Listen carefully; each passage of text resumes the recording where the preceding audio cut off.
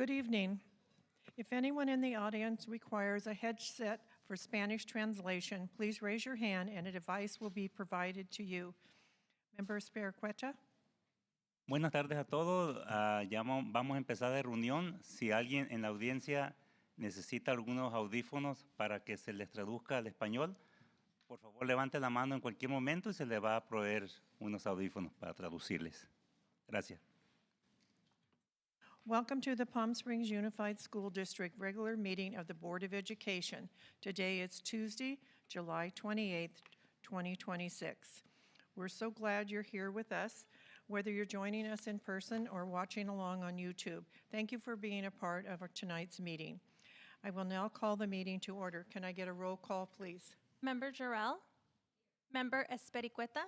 Here. Member Girardi? Here. Vice President Irvin? Here. And President Cornett. Here. Item 6B, the Pledge of Allegiance will be led by Board Member John Girardi.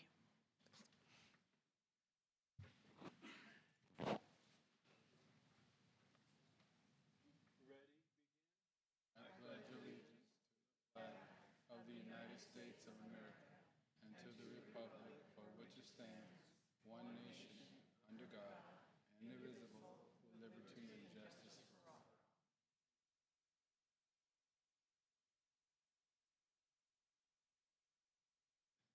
Item 6C, our mission statement will be read by Board Member Sergio Espericueta in English and in Spanish. Thank you, President Cornett. All members at the Palm Springs Unified School District are united in our commitment to equity. We create deep, meaningful learning opportunities, build professionalism, and engage parents and community to ensure success for all students.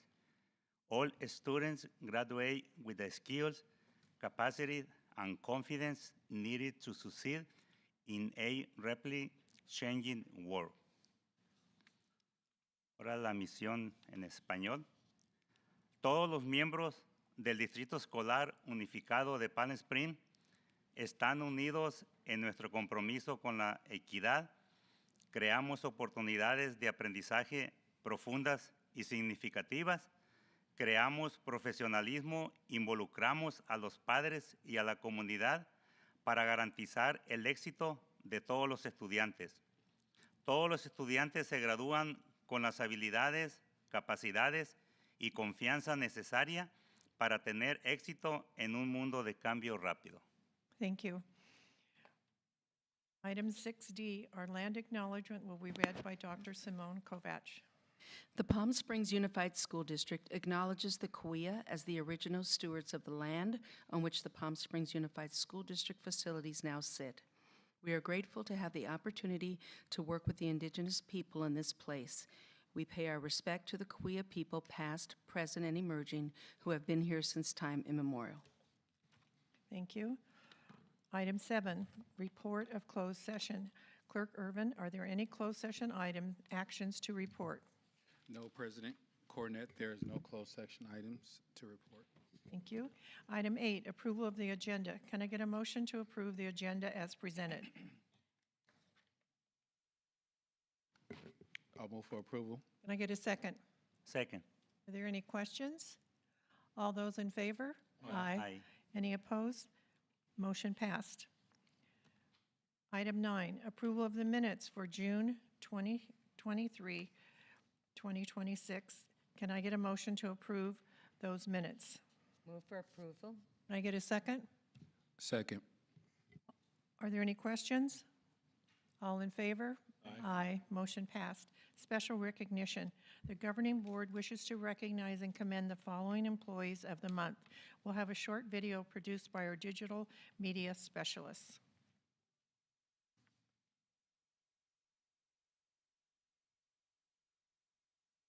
The District Arts Office is proud to recognize Michael Maloney, District Arts Office Specialist. Mike consistently gives 110% to supporting arts programming across the district. Mike has exceptional organizational skills.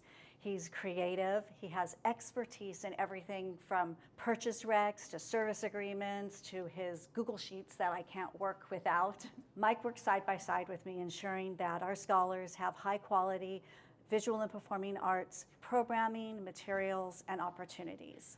At the heart of everything that Mike does is a genuine belief that the arts is a powerful impact on our scholars. He always puts students first.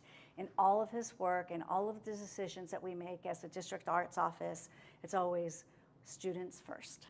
Mike's work in itself is an art. Like, he orchestrates students getting what they need. So that means that teachers have to get what they need. So backward mapping it, Mike is like the orchestra conductor, making sure that students get all they need through their arts teachers. And he's a maestro at it.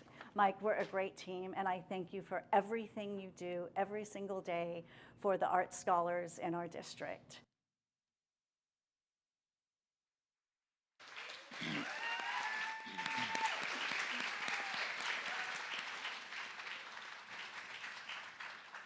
At this time, will the governing board, Barbara Anglin, and executive cabinet please join me at the front of the room?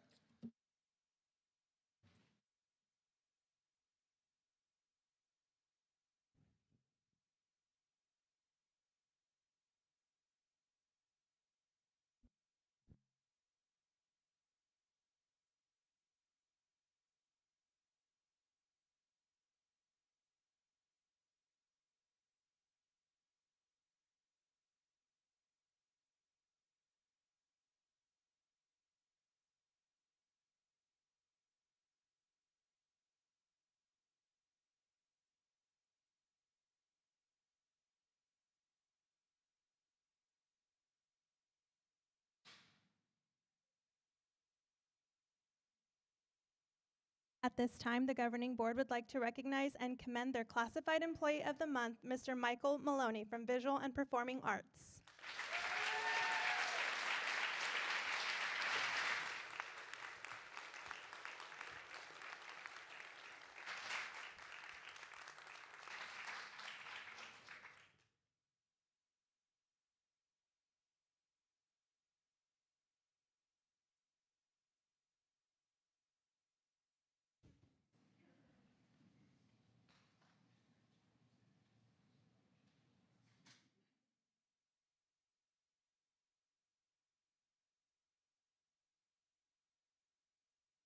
Mr. Maloney, is there anything you'd like to share with us or anyone in the audience who you'd like to recognize, acknowledge, or invite up to join you? The microphone is right there. Thank you. The people at home can't hear you if you don't have the microphone. Sorry. You hear me? Okay.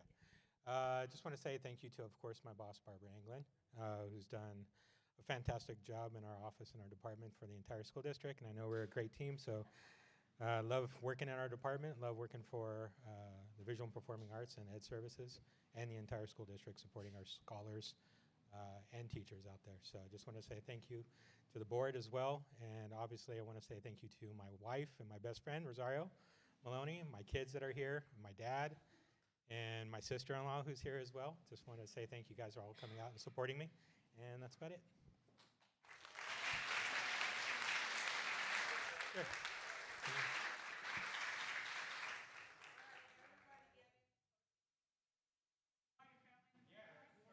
Come on up.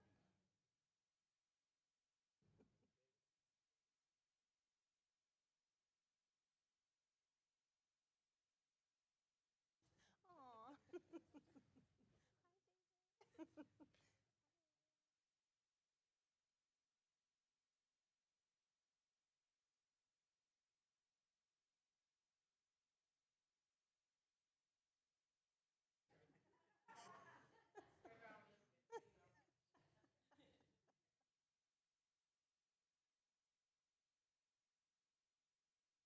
Thank you, Michael, and congratulations.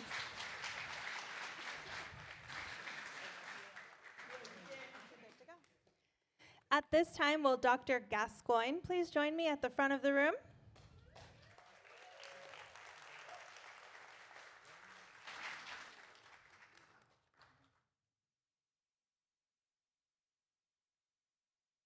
We'd like to invite up all of our Expanded Learning Opportunity Program student volunteers, please, if you could all come up at once.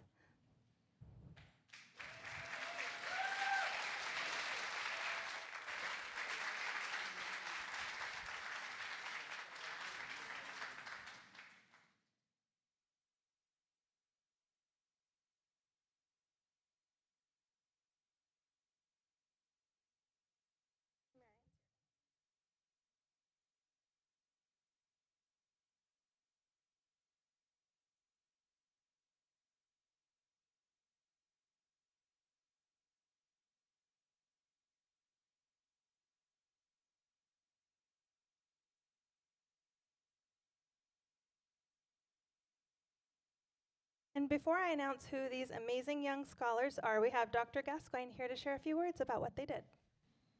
So I have the pleasure of being the director of expanded learning, and we run camps during all of our breaks, winter camp, spring camp, and summer camp. And these exceptional high school students have given their time throughout our camps to come in and volunteer, whether it's being part of the cooking class and helping our young friends, being a part of art, or just being in the classroom supporting. They have truly done an exceptional job, and I truly couldn't do it without you guys. So thank you for your time, your dedication. I know having those breaks is very important, and that's your time, but our kids truly appreciate it, and you've been such positive and respected role models for anywhere from TK through 8th grade. So thank you for everything, and I look forward to stealing you again this year.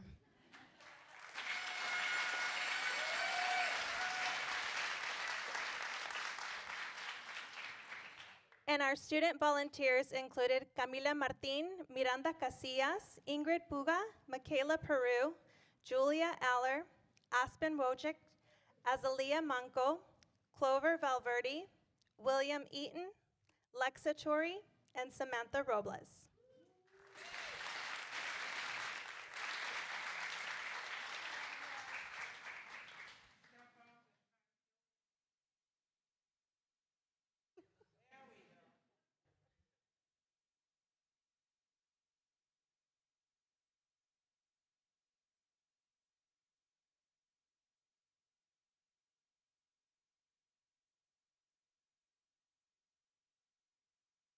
Thank you and congratulations.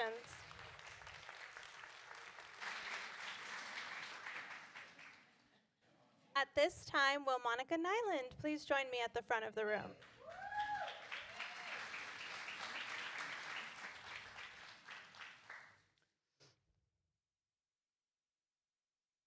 We'll do a similar style. So the governing board would like to recognize and commend the following parents for completing the Eating Smart, Being Active 7-week course. Can we please have our parents present in the room come to the front?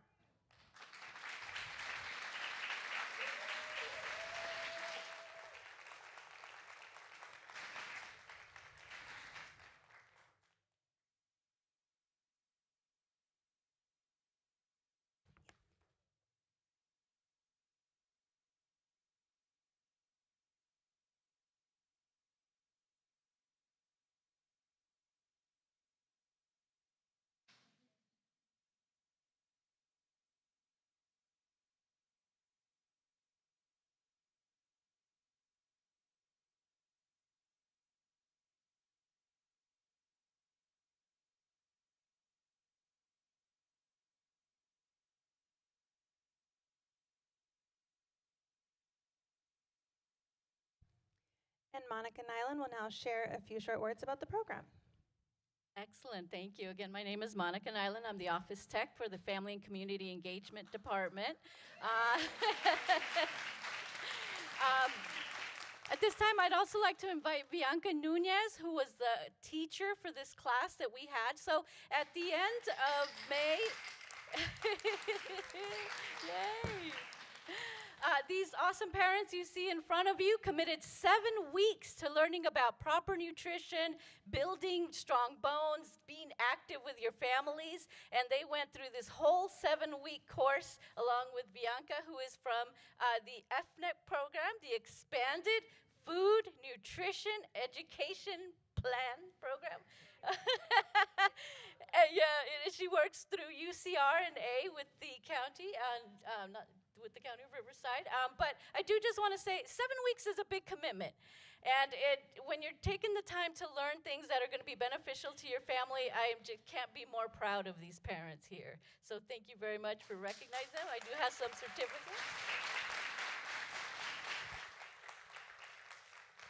And our parents included Ellie Bragg Hagaratz, Marisol Cardenas, Claudia Diaz, María del Lourdes Baños, Enedina Sosa, Olivia Villalba, Juana de la Cruz Portillo, María Díaz, Iván López, Milagros Amnesty, Lourdes Carvajal, Patty Guillen, Margarita Sánchez, Marlene Gastelam, Jessica Tarrant, Ana Rivera, Yuridia Sánchez, Adriana Martínez, and Adeline Garcia Tostado.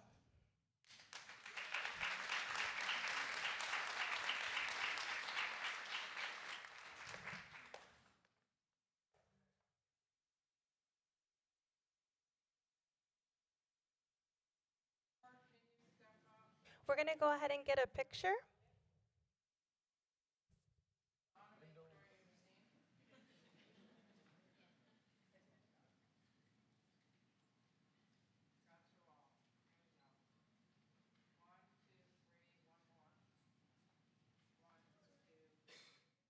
Thank you and congratulations.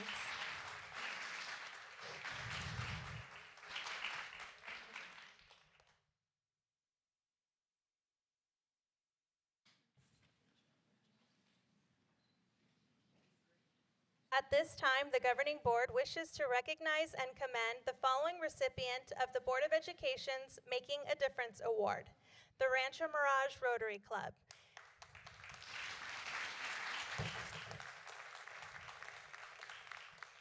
And here present to receive this recognition are Rotarians Edward Morrison, Club President, Margaret Beeman, Immediate Past President, Luz Gonzalez Francic, the Treasurer, and Anna Lee Davis, the Youth Coordinator. Thank you so much. Thank you. It's nice to see you. It's nice to see you. Just to say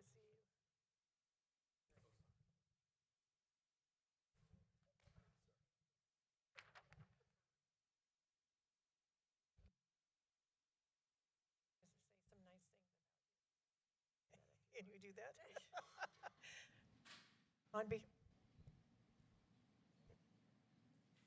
On behalf of the Board of Education, it is our district honor to present our Making a Difference Award to the Rotary Club of Rancho Mirage, an organization that has become an essential thread in the fabric of the Rancho Mirage school community.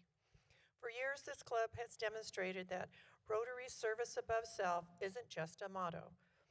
This past school year, working with Principal Dr. Ryan Saunders, the club began an early act club at Rancho Mirage Elementary, and its scholars members are already engaging in community service projects and learning about leadership from our Rotarians. Just before the last school year ended, the club provided journals for Rancho Mirage Elementary scholars to use to record acts of kindness that they observed over the summer. When they return to school next week, they will be able to share their notes with their peers, fostering a culture of empathy and community. This year, the Rancho Mirage Rotary Club is launching an eyeglass program. They will be able to pay up to $200 for scholars in need to receive an eye exam and glasses. 2 years ago, the club donated $7,500 to the Foundation for Palm Springs Unified School District's SHOE program, thanks to their efforts to raise $5,000 and an additional there's more. And an additional grant they received from Agua Caliente Band of Cahuilla Indians for $2,500. In 2024, the club funded and dedicated Gemma's Friendship Bench on the Rancho Mirage Elementary School campus in memory of a scholar who passed away from brain cancer in 2022. In addition to all they do for our scholars, the club also supports local seniors and animal organizations. On behalf of the Board of Education and the entire Palm Springs Unified School District, we thank you for your tireless dedication to our scholars. You truly make a difference, and we are so grateful for all that you do. It is a privilege. Does somebody want to say something? I hope I get this right. Can you hear me? So I'm Edward Morris, and I'm president of the Rotary Club of Rancho Mirage, and we love the Palm Springs Unified School District. And this gentleman over here is amazing, So just thank you for all you do, and we're so glad to help give back. Thank you.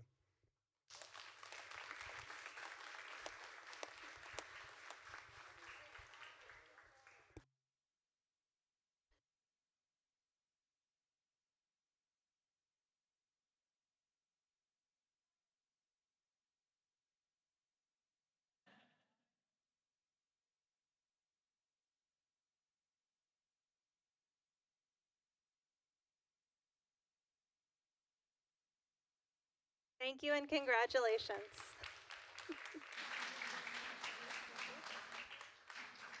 And this concludes our special recognitions.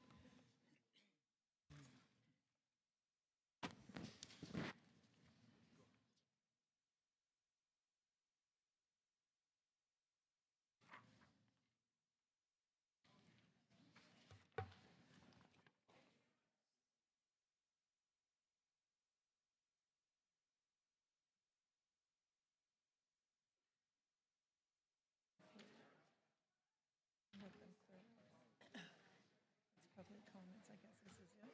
Yeah. You sure?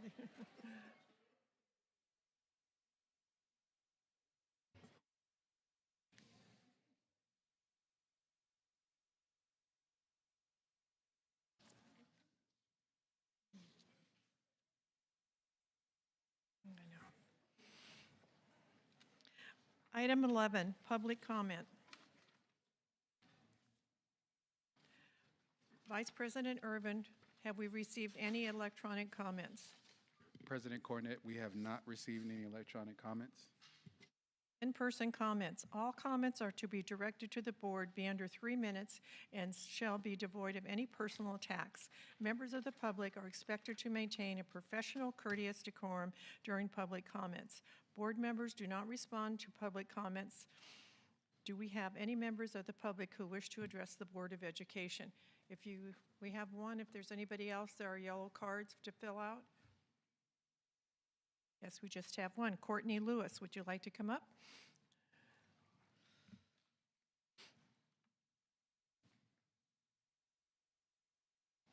All right. Well, good evening. Good evening to the board members, to this superintendent, assistant superintendent, and community members. Thank you so much for allowing us to have a few minutes of your time today. I'm Courtney Lewis. I'm Vice President of Tutoring Services with Carnegie Learning, and I'm here to share a huge, heartfelt thank you.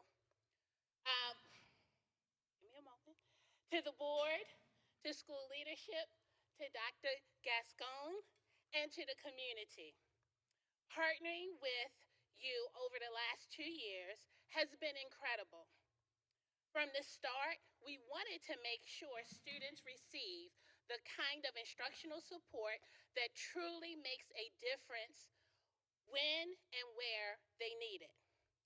Thanks to your vision and investment, that's exactly what's happened. The numbers from this past year speak for themselves. We reached over 1,200 individual students across the district. Together, we've delivered more than 16,000 hours of live tutoring sessions. That's 16,000 hours of targeted instruction to students beyond the instructional day. Students didn't just show up, they kept coming back. We saw a 91% average attendance rate, and a 69% of the students who finished a tutoring cohort signed up for more. Most importantly, students made real gains, achieving an average of 101% academic growth on our internal pre and post assessments. This is both in mathematics and ELA. As great as these numbers are, the real story is in how this felt for our families. Parents tell us they're seeing a whole new side of their kids. More confidence, You have 20 more seconds. willingness to raise their hands, and increased test scores and report cards. On top of this, families love the convenience of having expert tutors pop into their homes virtually without complicating already busy schedules. The kids are loving it. They're building real trusted bonds with tutors who make learning fun and encourage them when things are tough. I wanted to share just a couple of quick quotes I'd have to wrap it up soon. our community feedback. Do I have 20 seconds? One quote from the first time, this is from a parent, for the first time she received recognition in mathematics, it was all because of the guidance and encouragement that you gave her. Another parent mentioned that their second grader is now reading above grade level and bouncing with confidence. At the end of the day, every statistic shared represents a child who received an extra boost, a family that felt supported, and a district that chose to invest in the possibilities. Your time is up. Thank you for trusting us.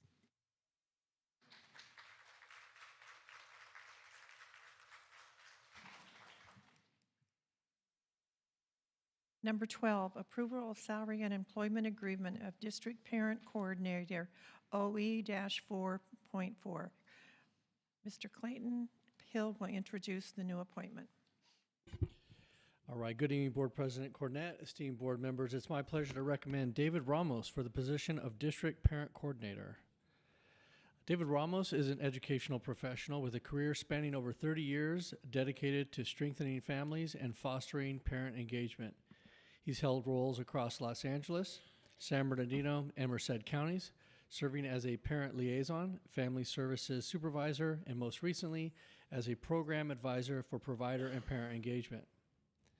Mr. Ramos's specialized certifications in programs such as the Parent Leadership Training Institute, Positive Discipline, and Cognitive Coaching underscore his ability to create psychologically safe spaces and ensure equity of voice in educational settings.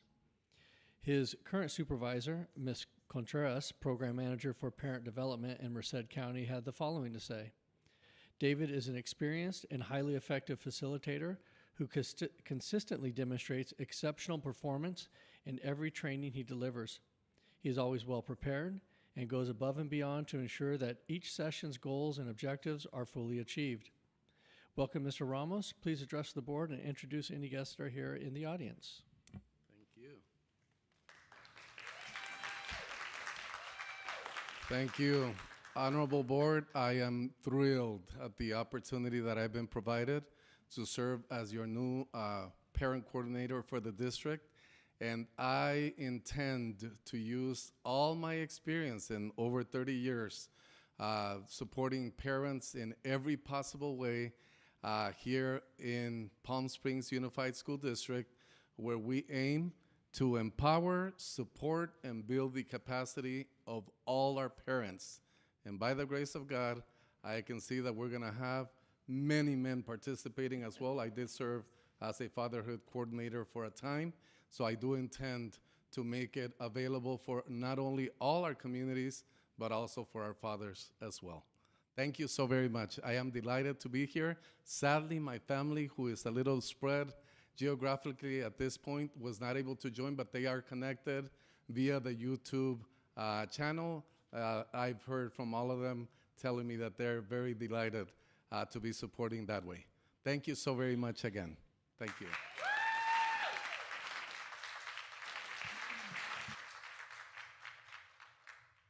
Can I get a motion to approve the following employment agreement? Employment agreement with David Ramos, District Parent Coordinator, Classified Confidential Management Salary Schedule, Range 35, Step 1, effective date August 3rd, 2026. May I get a motion? I move the motion. Can I get a second? Second. Sorry. Any questions? All in favor? Aye. Aye. Motion passed. Congratulations. Election.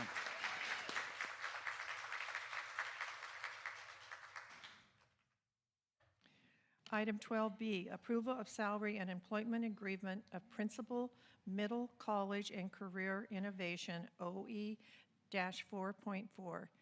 Mr. Hill, will you make the introduction, please? All right, once again, thank you, Board President and esteemed board members. It's my pleasure to recommend Ms. Kim Ballard for the position of Principal at Middle College High School.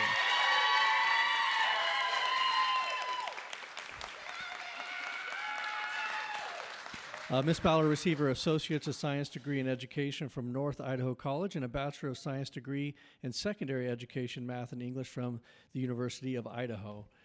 A master's degree in Arts in Education Administration from Cal State San Bernardino. Ms. Ballard began her career in Palm Springs in 2005 as a math teacher at James Workman Middle School. In 2013, she did transition over to Rancho Mirage High School as a math teacher, and then in 2017, became the assistant principal at Rancho Mirage High School. As an assistant principal, Ms. Ballard has supported scholars' academic opportunities through supervision of a variety of programs, including AVID, Career Technical Education, Advanced Placement, and Dual Enrollment. Ms. Ballard works closely with the counseling department and teaching staff to ensure that students are graduation ready, A through G eligible, and prepared for a variety of post-secondary options. She's focused on being student-centered and solution-oriented to ensure equitable access to all programs for all scholars. Mr. Hendra, principal of Rancho Mirage High School, had the following to say about Ms. Ballard. Her strong work ethic, coupled with her passion for educational innovation and student achievement, enables her to effectively lead complex initiatives while maintaining a relentless focus on improving outcomes for scholars. Whether supporting instructional programs, coordinating professional development, addressing student needs, or working collaboratively with community partners, she consistently demonstrates the qualities of an outstanding educational leader. Welcome, Ms. Ballard. Please address the board and introduce any guests that are here.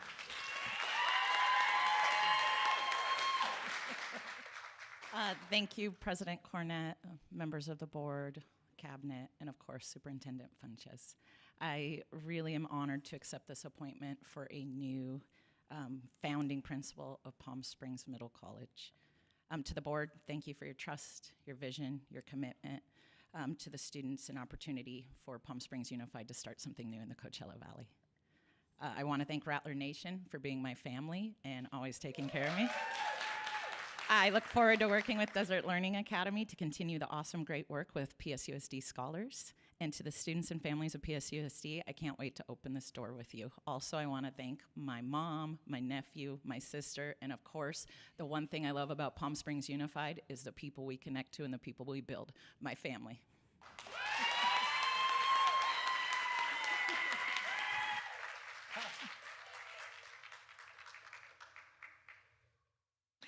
Wow. Can I get a motion to approve the following employment agreement? Employment agreement with Kimberly Ballard, Principal, Middle College and Career Innovation. Salary Schedule 223, Column 11, Step 12, effective date July 29th, 2026. I'll move that. Can I get a second? Second. Are there any questions? All in favor? Aye. Motion passed. Congratulations.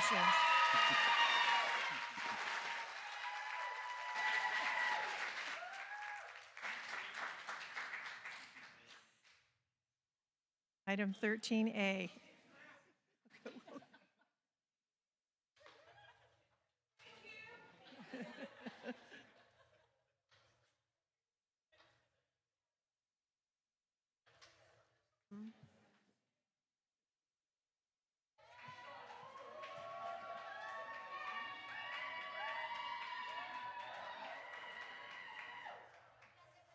Writing.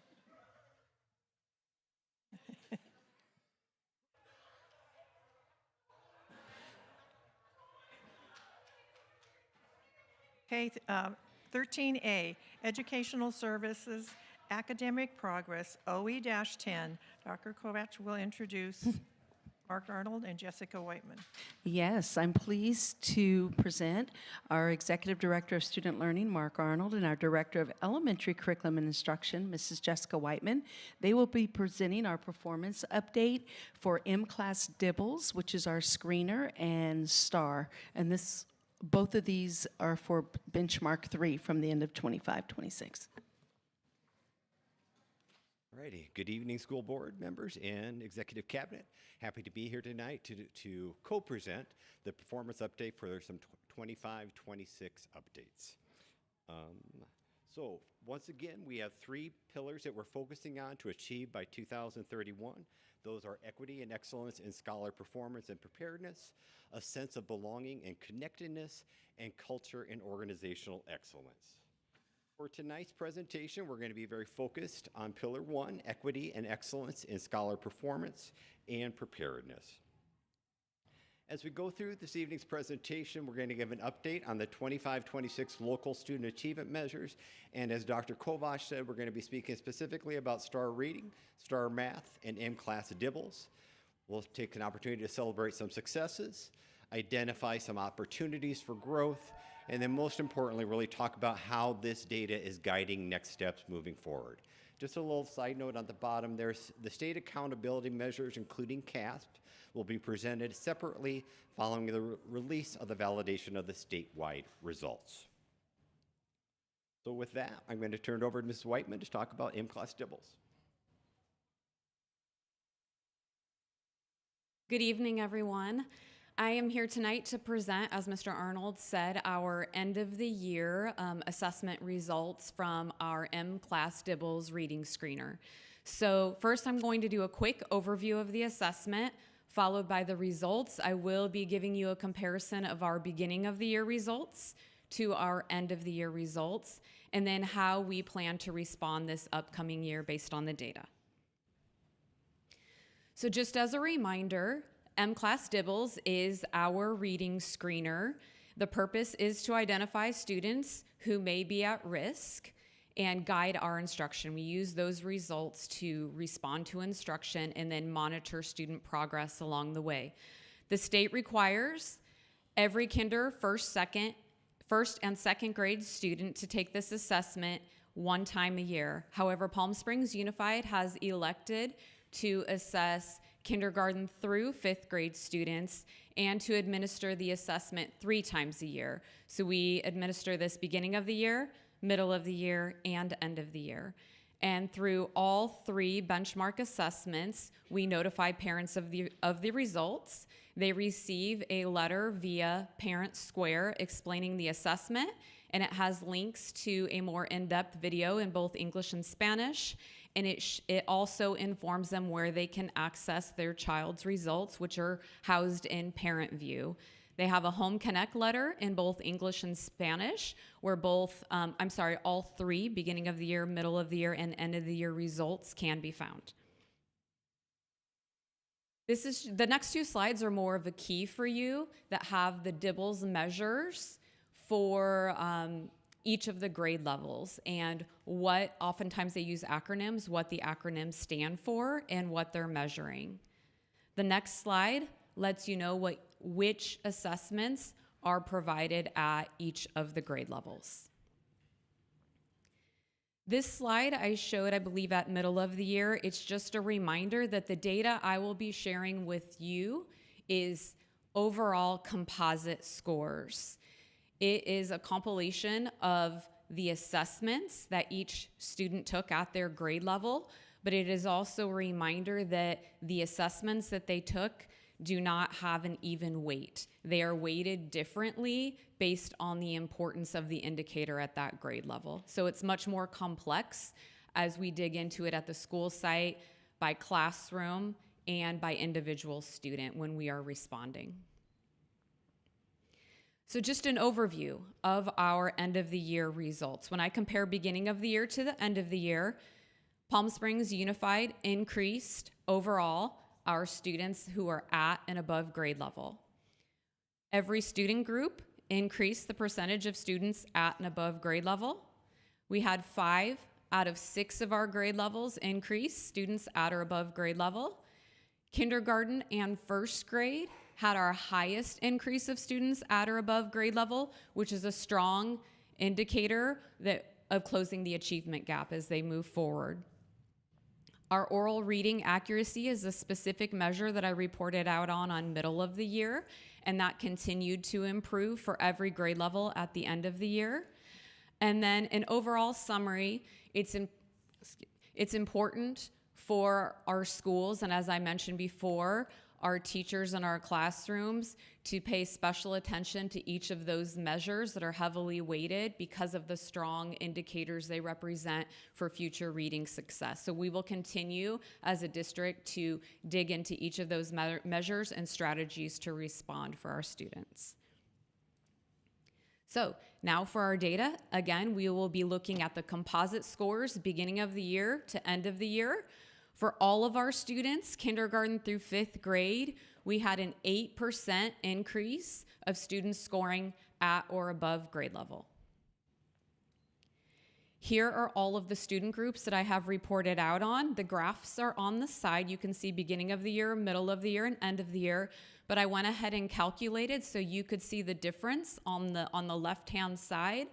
You can see the increase of students at or above grade level from beginning of the year to end of the year. So our Hispanic group had a 9% increase, our white group 3%, African American 2%. I do want to make special note there. As I mentioned at middle of the year, our African American group had the highest increase in enrollment at the middle of the year at the percentage. So if you look at they had approximately 33 students enroll at middle of the year that did not take the assessment. So that growth would have doubled if you compared middle of the year to end of the year. Our Asian group, 2% increase, English learners 11%, and our students receiving IEP supports 4% increase of students at or above. And I have a quick question, Jessica. Yes. The Hispanic group and the English learner can be the same students? Yes. Okay. Yes. They can fall into multiple categories. They can also fall into students receiving IEP supports too if they have an IEP. Okay. Yes. Thank you. I got a question too. Just curious, do we know what that jump, what made it happen to where it went from 262 to 295? Is there something that we did as a district to make them Do increase enrollment? Yeah. I'm not sure. I'd have to work with student services to know. Nothing that stood out. Mm-mm. So it could have been late enrollees. We took the beginning of the year assessment within the first, I would say 45 days. So they came at some point after that before we assessed again in January. Okay. Thank you. Welcome.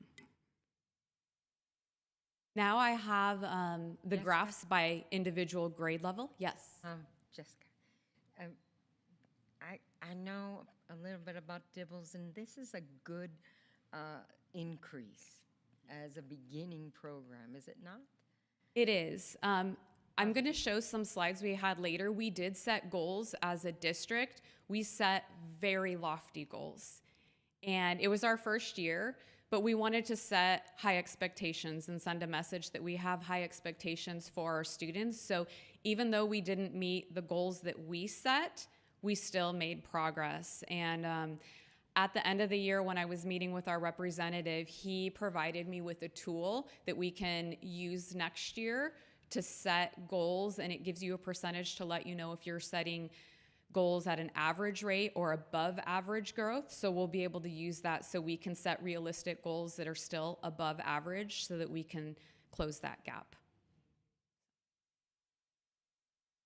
So I went ahead and did the calculations here at all, overall for each grade level. So you can see kindergarten, first and second grade had our highest percentage of increase of students at or above, with kindergarten being our highest at 24% of students. There was an increase. 13% for first, 7% for second, third was 4%, fourth was -4%, and fifth was 7%. Now I want to speak about fourth grade because as you look at that table, that was concerning for me.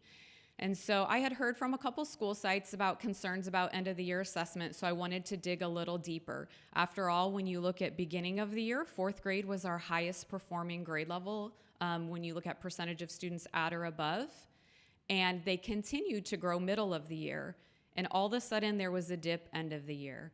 So I have the ability in the platform to look at national scores, so there's well over 400,000 scores that I can compare to when I look at data for fourth grade students. And the national trend followed the same trend that we had in Palm Springs Unified. Of course, we want positive growth, but it made me feel a little better. The concerns I was hearing about that end of the year assessment needed to be looked at a little closer because nationally, fourth grade started higher than some of the other grade levels. And actually, nationally, they had a more significant regression than we had. So they were higher than -4% nationally. But that will be something that we continue to monitor as we move from middle of the year to end of the year. Just I'm sorry, go ahead. I understand correctly, we think it's a weakness in the assessment test? I heard a lot about the end of the year passage from teachers, but I wanted to verify. And so when I was talking to the customer service representative and looking at the national scores, he said that's something they were hearing from other districts too, so they were bringing that forward. And then it validated it when I looked at the data as well to see that other districts as a national norm actually dropped more than 4%. Okay, thank you. Mm-hmm. Are the evaluations, are they the same across from K to 3, or is it? No, some measures are the same, but the grade levels have a different measures depending on which grade level. And then when you go from beginning of the year to middle of the year, the cut point continues to raise. Oh, okay. So you're continuing to try to not only catch up if you're below, but keep up with grade level expectations that continue to rise. Okay. So I shared this specific measure at middle of the year, so I wanted to share again. This is oral reading fluency accuracy, and this was a strength for us, which is a good indicator. It's how accurate on that students are reading words when they read the passage. So now we need to work on the overall fluency, the pace that they're reading, because it is a timed test. But you can see that growth continued from middle of the year to end of the year that I showed before. And I have the table at the side to show the percentage of increase. Are they reading from a monitor or from paper? The teacher is the one that has the computer scoring, but they have the passage in front of them. In paper. Mm-hmm. Thank you. So Lectura is our Spanish assessment, and this is administered to students. These are results from students kindergarten through 5th grade. All of our dual immersion students take this assessment, and we have students with limited English proficiency who, by education code, have not received adequate English reading instruction yet. So many times those are our newcomer students, and oftentimes kindergartners. So you can see the number shifted from 348 at the beginning of the year to only 291 at the end of the year, because they, by the end of the year, had a full year instruction. So the teacher was able to administer the assessment in English to see if the English instruction, they were making progress there in learning to read in English. So Lectura, they had a 9% percentage increase of students at or above. I'm curious real quick, can you go back to that? Sure. So out of the 348, how many students are able to take this, assessment? Are we getting all of our students to take this assessment, or is there a certain number? All of our dual immersion students are in those counts, beginning of the year, middle of the year, end of the year. And then we are required at the beginning to give it to anyone who may be, for lack of a better words, it would be a newcomer. They haven't had any English instruction, so we give it to them in Spanish. But by the end of the year, they've had a full year of English instruction at that grade. So teachers want to know, we could continue to assess them in Spanish, but they're not receiving Spanish instruction. So we want to know, is our teaching working for them? Are they learning to read in English? So by that point, they transition to giving that assessment to them in English. So yes, everyone's taking it. They took it at the beginning of the year. Yeah. Okay. So would it be 348 out of 291? Would that be at the end of the year? The number? End of the year was 291. Okay. All right.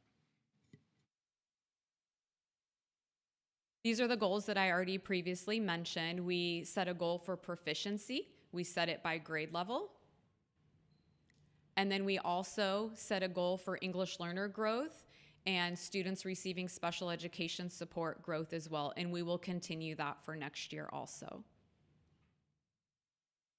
Speaking about our response that we have planned for the upcoming school year, we continue with our district literacy committee and we look at the data, respond to the data, and make sure that we are targeting all of those actions, those gears there. We write goals and actions related to those to move literacy proficiency in the district. We continue with our instructional agreements, the word recognition in small group ELA instruction. Those are the components on the instructional agreement that have the biggest impact when we're looking at this assessment. So the bullet points in white are things that we are continuing to support our teachers and our students with literacy. So we have ongoing coaching support at every elementary site. We have the Literacy Coach Reading Specialist Grant. 13 of our sites qualified according to the state requirements for that site. In our district are using those literacy coaches with an emphasis on small group targeted instruction, supporting teachers in looking at data and making sure that we are targeting individual student needs where they're at so they can continue their growth. And we, on the governor's proposed budget, it was proposed to extend that grant to 2031, which would be fabulous for our school sites. Any student who's scoring in the yellow or red on the DIBELS assessment at the site, they give a deeper diagnostic assessment in reading so that the teachers and reading intervention teachers have more specific information on where a student needs instructional response. So for example, it will give them information such as this child needs help with the long O and the long A. So you know exactly where to target and that we work smarter. Every school site continues with a reading intervention program using UFly, which is a research-based curriculum. We provide the school sites with 5 data release days, so additional time, so teachers have the opportunity to, with their team, to look at their grade level data and work with a coach. And then the administrators are continuing their literacy implementation walks where we're highlighting best practices at sites. And it's a professional learning community for our administrators to see what the implementation looks like at all of our sites for best practices. Yellow are some new additions or modifications we made for this upcoming year. On the bottom, the graphics right there are screenshots of the kindergarten through 2nd grade foundational planner. So it's a lesson planning tool that has all of the research-based routines to teach reading foundations that we expect teachers to use in their classroom. So that is a planner for them that principals have been trained on, teachers have been trained on, and then we follow up by making sure it's being implemented in the classroom and to see what supports they need. The second bullet, we have hired a professional videographer to go along with this planning tool. And we have, at the end of the year, we went into elementary classrooms of teachers that were using these routines successfully, so we can highlight strong exemplar routines from within our district, and they can be used as a training video. So the videos are almost ready that we're able to attach to the planner. So any teacher who might be struggling with a routine, they're not familiar with it, they're changing grade levels, it could be an administrator that's not familiar with the routine, they have that video that they can watch at their leisure as well. And it's to help us with sustainability as we move forward. And then finally, any student who scores in the red or yellow will have an additional progress monitoring checkpoint between the beginning of the year and middle of the year, and middle of the year and end of the year, so that we don't wait so long and make sure that our intervention is working for students. How are the parents involved? And the second question is, how are we motivating the kids? Are we giving them certificates? Are we having special ceremonies? More than just testing them again, how are we encouraging them to, make their benchmarks? So my daughter, they offered her lunch with the principal if she read 159 words per minute. So she did it. And all the kids that read that fast or better had lunch with the principal. And it was no special lunch, it was school lunch. So how are we involving parents and motivating kids? So for the parent piece, with those literacy coaches, part of that grant has a parent component as well with outreach. So most of our school sites have literacy events that they hold, and a lot of times they will capitalize on that to talk about results also, so that parents understand the results, and they do training, fun reading focused nights. It looks a little bit different at every school site because a lot of them are trying to target what their communities want and what they will attend. So I bring the literacy coaches together 1 to 2 times a month, and they're able to share ideas too of the practices that they're using and what kind of turnouts and responses that they get. And then similar with motivations, it can vary by school site. Each of the schools have our district literacy plan, and there's that parent component, and then they tailor it to the areas that they're working on their school site. As a district, we previously used STAR, but one of the things that we're looking at for the upcoming year is we have a partnership with the Firebirds, and so it's around literacy. So they have incentives that we have given to all the school sites with folders and water bottle stickers and things like that, that, again, we previously had tied to STAR, but now that we have this reading screener that is solely directly on those foundational skills, we're transferring to that as a motivation district-wide for the year. Do the students know their own scores? Are they able to access their scores and say, oh, look, I made 6 points or 6 words better this week? Do they have like a folder or online digital binder that they can see their progress too? Again, that can vary from classroom, but I have been in classrooms where I have seen walls or individual goal setting sheets on students' desk. And the beauty about this assessment is it's one-on-one. So you're able to have a conversation with the student as you're assessing them and afterwards when their results pop up. So it's an in-the-moment conversation as well that you can have with them, just the student and the teacher. Thank you. To piggyback on there, is there anything that the parents can do to help? Yes. On the back of every single child's report that's in Parent View, the second page is just for parents on ideas based off where their child scored of some at-home activities. So it's recommended. So they do have some different activities that they could. Is there anything at all that the teachers could lead them to look at, or is it just all at the end of the report card? Is there anything like on an ongoing basis where maybe before testing is going to happen, maybe after, any kind of communication or anything with the parents at all?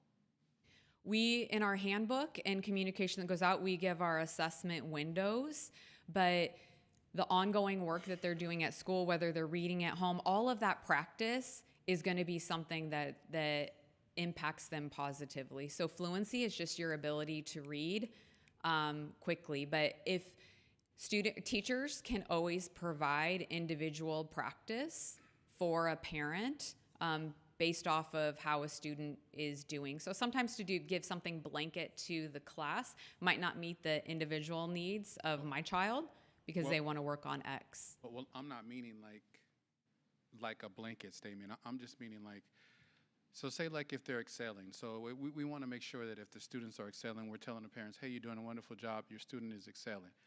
But if we see that their student is kind of not where they should be, are we letting them know? So I'm not saying on just a general statement, but a case-by-case situation. Are we letting the parents know that they're excelling? Are we letting the parents know that they need to improve? Yes. Well, I can't speak for every single teacher in the classroom, but that's the purpose of our notification system and why we are giving this assessment 3 times. The state had wanted us to give it 1 time, but we didn't feel that was enough progress and notification. And you can see by the color coding, a parent is able to, it will have an indicator on every single measure where your child lands, and you have the report. So you can compare beginning of the year, middle of the year, end of the year, in every measure. And then it also at the top gives a big composite score for the communication that we give after every single assessment. And I think, Mrs. Whiteman, you mentioned this earlier, but even on that report, it will identify those activities or things that parents can do to improve that score. That's on the report, individualized. Too. And most of our students who are scoring in the red and yellow also receive reading intervention. So parents are informed and aware that their child is struggling at that point, and this is what we're doing in reading intervention to support them. And resources will be sent home from there as well. And when you have conferences, progress reports, or any other communication that is set up in the classroom, we have small group instruction. So small group instruction happens daily. And that is not just to meet the needs of students that are struggling. It's to target the levels of students at grade level and to provide enrichment for those students that are working above grade level as well. That is the entire purpose of the small group time that is always 40 to 60 minutes in the classroom. But I would encourage any parent that wanted additional resources or had further questions to reach out to their teacher, because that is our role, to support students' growth at school and to provide a partnership for at home as well. Okay. Any other questions? Okay, I'm going to go ahead and turn it back over to Mr. Arnold. All right, similar to, as Ms. Whiteman has said, we're going to start with an overview of the STAR benchmark. We'll then review the results from over the course of the school year, specifically the end of the year results. And then most importantly, we'll focus on how we're responding to that data. All right, so just some information about the STAR benchmark. So first of all, the Renaissance STAR tests are diagnostic computer adaptive tests that we administer 3 times a year, beginning of the year, middle of the year, end of the year. The target, the measures performance against end of the year grade level standards. So again, every time this student is taking that test, they're measuring what they should know at the end of the school year. So if I'm a 3rd grade student, it's what I should know by the end of my 3rd grade year. If I'm a 7th grade student, it's what I should know by the end of my 7th grade year. And then the metric, it utilizes a sliding scale score that increases in rigor across administrations to reflect expected student growth.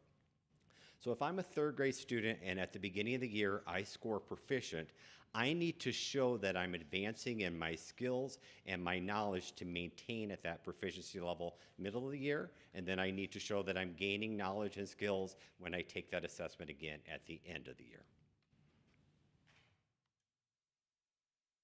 Right, so just some data trends that we saw from the beginning of the year to the end of the year STAR benchmark. So reading, we saw modest improvement from fall 2025 to spring 2026. So we saw a drop in the below benchmark, a 2.8% drop in level 1, and we saw a slight increase in level 3, that group at benchmark at 0.9%. The math continues. Wait, one second, Mark, sorry. So 45.3% to 42.5%. Correct. So we're saying that's growth. It's we're losing or dropping kids that are in that bottom band. So I would say when we talked about our goal kind of being to get a 3% movement, and that's close to where we're at in that bottom band. We're not seeing that in all bands though. Yeah. So math is a significant area of need. 57% of our students remain in level 1. Excuse me. Is there a level 2 in reading too, or is just level 1? Well, there definitely is. It's just not in that slide. You'll see it, I think. Oh, it's coming. Yeah. Okay, thank you. For math is a significant, oh, sorry. It's the same grade levels Jessica was talking about? I mean, she's at the elementary level, so all of our elementary grades are taking the assessment, but we're also going into 6, 7, and 8, and into in grade 11 as well. Thank you. Yeah.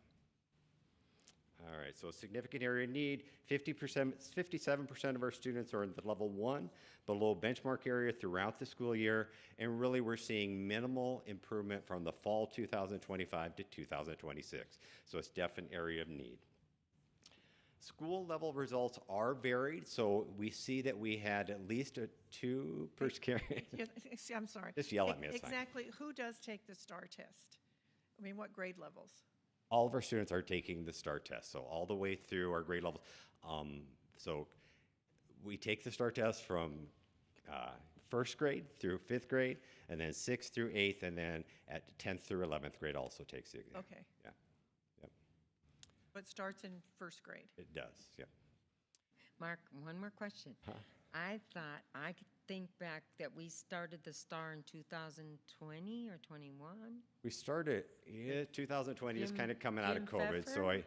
yeah, we've had it around for a while. So kind of as we come through the slide, we will see that it is for our STAR contract. It's kind of part of what we're looking at as a district. The STAR Renaissance contract, this is the last year of that contract. So we are going to be spending time over the course of this year really looking at different assessment platforms to see if there's ones that can better support our needs and really help to inform our instruction. Because we've talked over the course of this year that because it's a diagnostic test, so it's not aligned to our scope and sequence, so a lot of times kids and students are getting assessed on standards that we have yet to teach. And so that's one of the things that we're looking at as we move forward with analyzing other assessment platforms.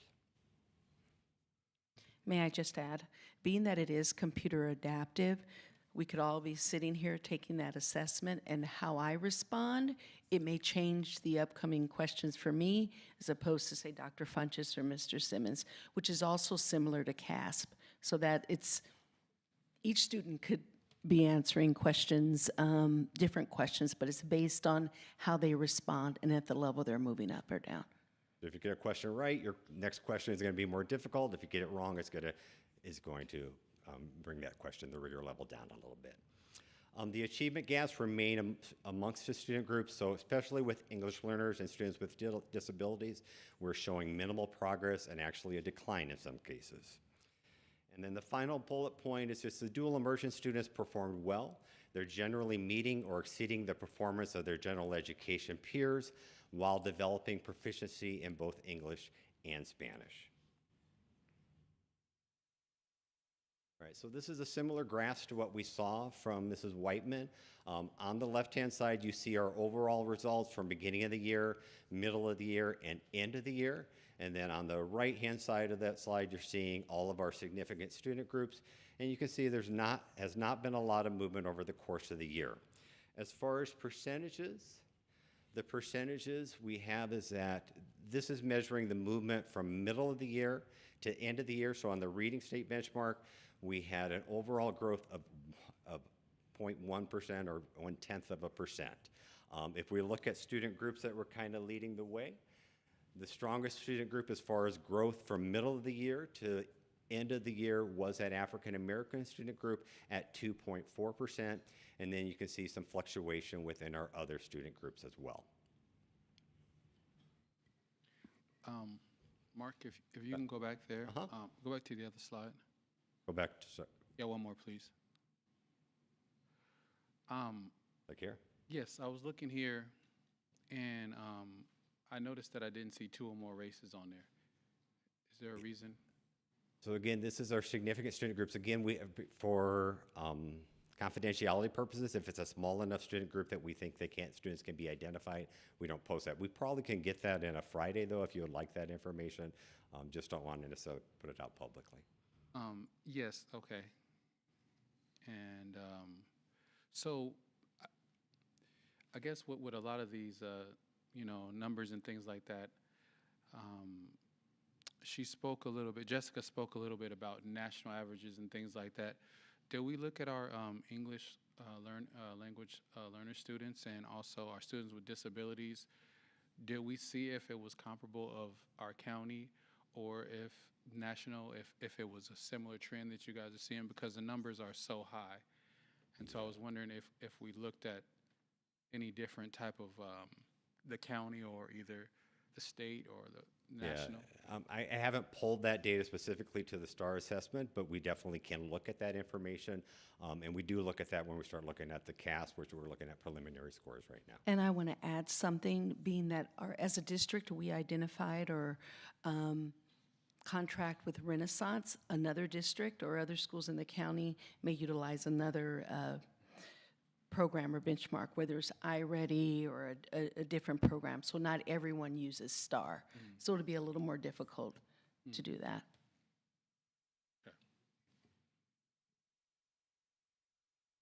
All right, if we look at that same slide, looking at our grade level performance, again, overall performance on the left, our grade level performance on the right, and again, we moved 0.1% in the overall performance, and then we look at grade levels that had the most success. We can see with reading, we had the most success in grade 7 at a 2.8% increase, and then grade 6 at a 1.6% increase. And then you can see some fluctuations, and definitely as we get into the older grades, we're dropping our performance a little bit in that proficient and advanced. We have the same slides that we're going to look at in math. So we have our graph for beginning, middle, and end of the year on the left-hand side for the overall population, and then each of our significant student groups on the right. The growth in math from middle of the year to end of the year was a 1.5% increase, so a more significant increase than what we saw in reading. If we look at the movement within our student groups for math, you can see that our white student group led the way with 3.8%, and then again, our African American student group had a nice growth pattern at 2.8%.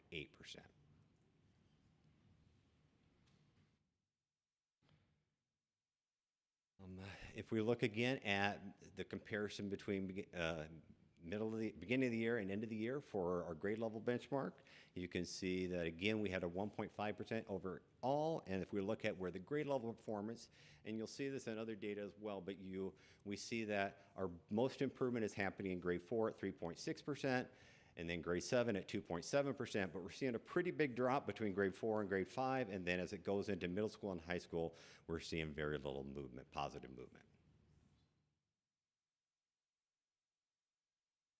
So again, when we're talking about how we're responding to this data, our focus again is on a pillar of equity and excellence in scholar performance and preparedness, and specifically, we're focusing on the long-range goal of curriculum instruction and assessment that is aligned across all sites to ensure high-quality teaching and strong student outcomes. So we'll kind of break that down a little bit as we move through here. So our actions. We have clearly defined priority standards. We want to make sure that within each of the grade levels, we're looking at really what are the standards that we're ensuring every single student is learning and showing proficiency in by the end of that grade level. So at the secondary level, our scope and sequences currently have those priority standards identified and they are established. At the elementary level, over the course of this year, we will get those priority standards identified. We also see common instructional resources. Teachers use district-adopted materials aligned to state standards and district expectations. It seems kind of like a given, but we need to ensure that the teachers are using the curriculum that we have adopted, that we know is aligned to the state standards and to the rigor of the standards that we have. The scope and sequences are connected to the assessments, so we will talk more about assessments here a little bit further, but a little bit later in the presentation, but the units identify, in secondary, the units identify the standards, the instructional strategies, and the assessments that measure mastery, and then class time assessments in math and ELA are aligned to the scope and sequence. So we will talk more about class time assessment specifically. We have a slide kind of later on. At the elementary level, we'll also be implementing class time assessments in math, which are aligned to the scope and sequence. As we talked about, one of the frustrations with STAR is the fact that it's not aligned to our scope and sequence, so we're bringing in a supplemental assessment to really support some of that alignment.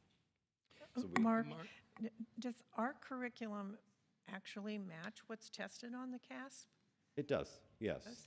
Yes, I think we're looking at STAR data here. So again, the STAR just is not aligned to our the pacing is not aligned. So there are things that they're assessing throughout the school year that we have not yet taught, which is a frustration, I think, for some of our teachers when they see those results and they think, well, I didn't even teach that yet.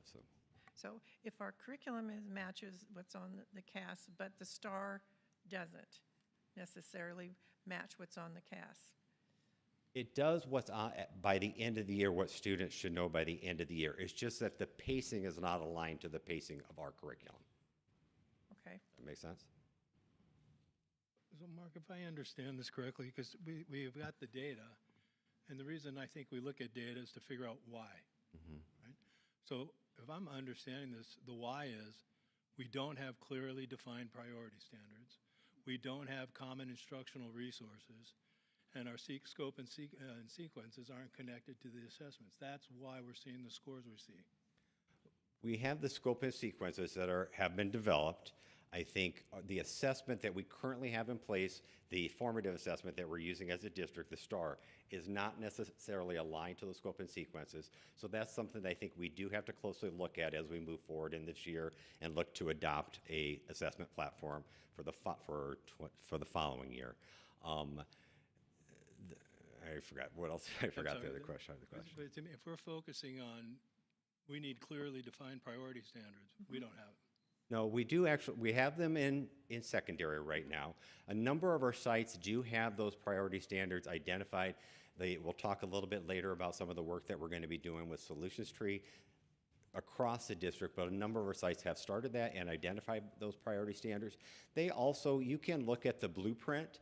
Not necessarily, we don't necessarily want to only go to those assessments or those standards that are most assessed on the CASP, but you can look at the blueprint and you can see what standards are going to be the most assessed on the CASP assessment, and that's something given out by the state. So we have access to that, so we can look at those and focus in on priority standards that way as well.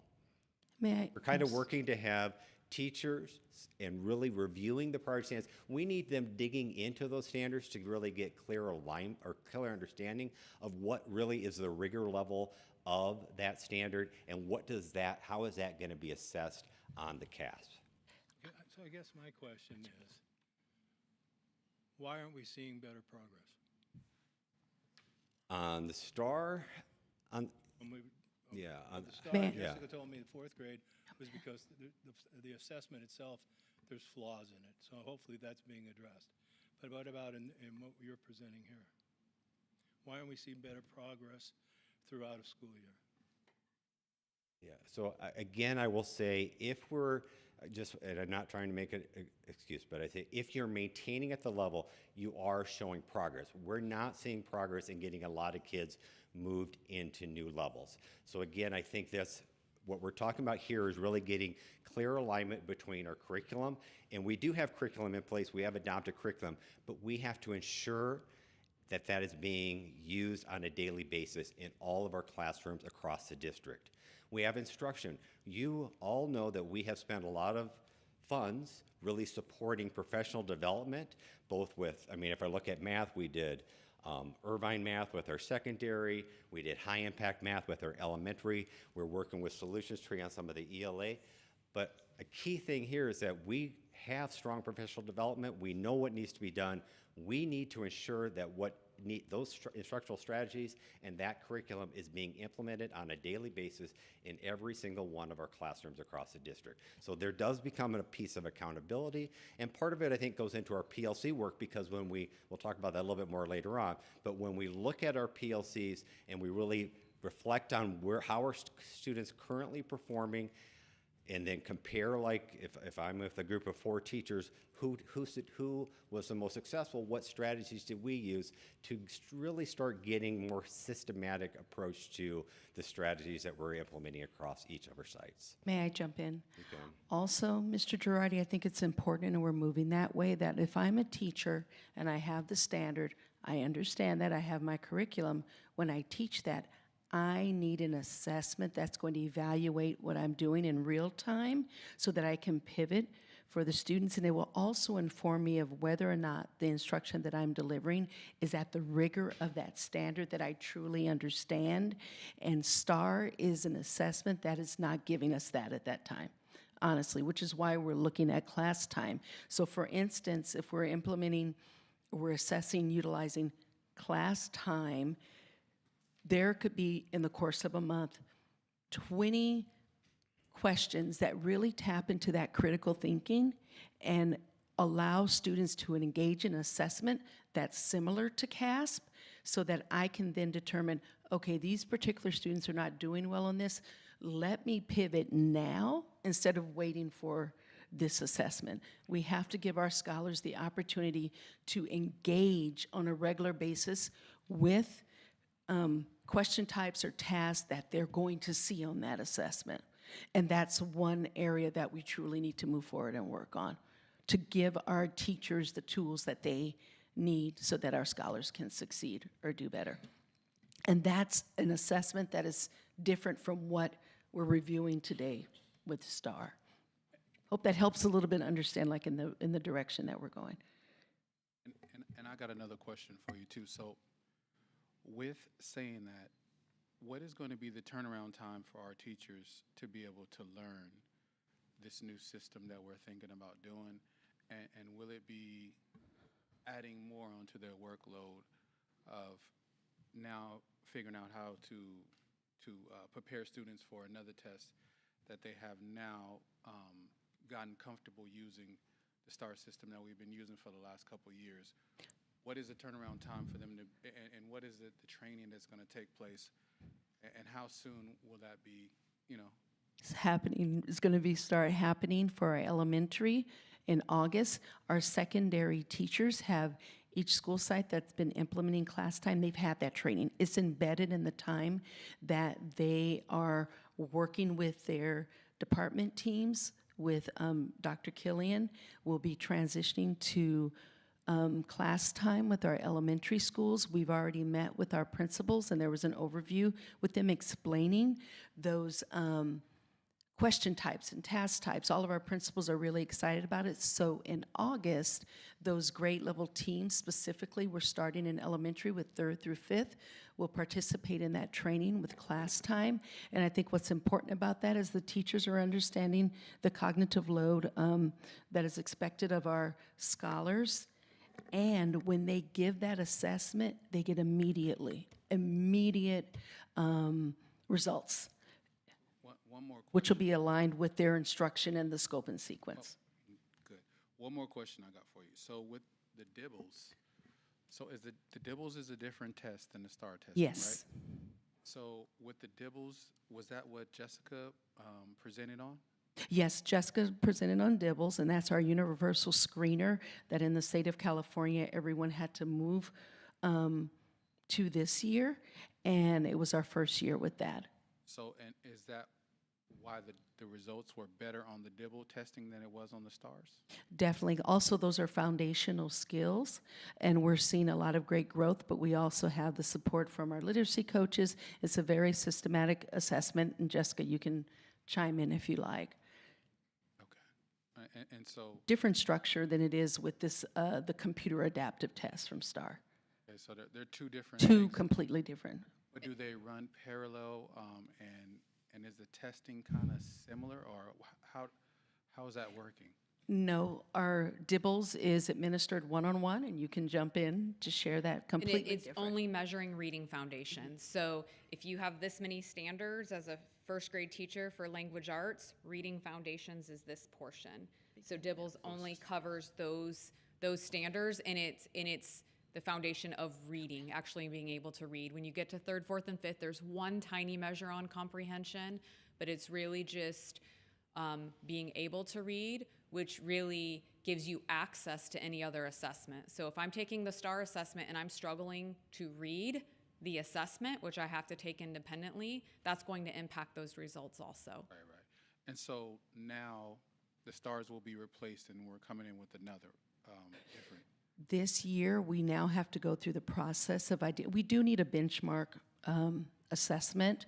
So this year, we'll go through the process of really reviewing other vendors for this, because we've, just be quite honest, have come to the point where STAR isn't meeting our needs.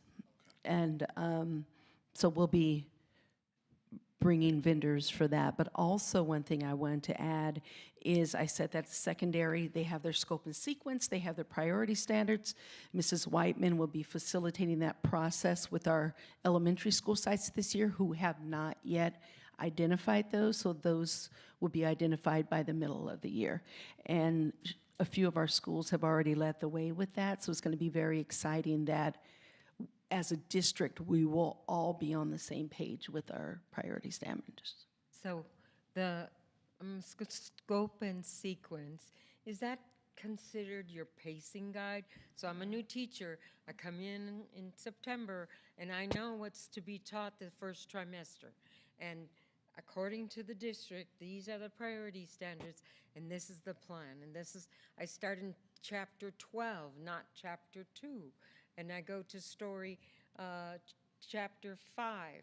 So it is not sequential in a book. It is based on what's needed in teaching those students to progress. Is that right? Right, especially at the secondary level, the scope and sequences are really developed. I mean, right now, I will say at the elementary level, we are followed the curriculum pretty well the way it's been set.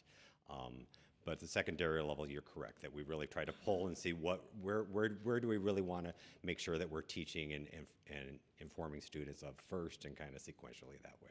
And I will say we tried to kind of, the pacing guide, I think it's a scope and sequence. We want to ensure that every kid has the time that they need to master those contents. So it's not like the pacing guides where I think a few years back it would have been that we expected you to be on this page during this time. That's not the expectation. It's that we're following a sequential order.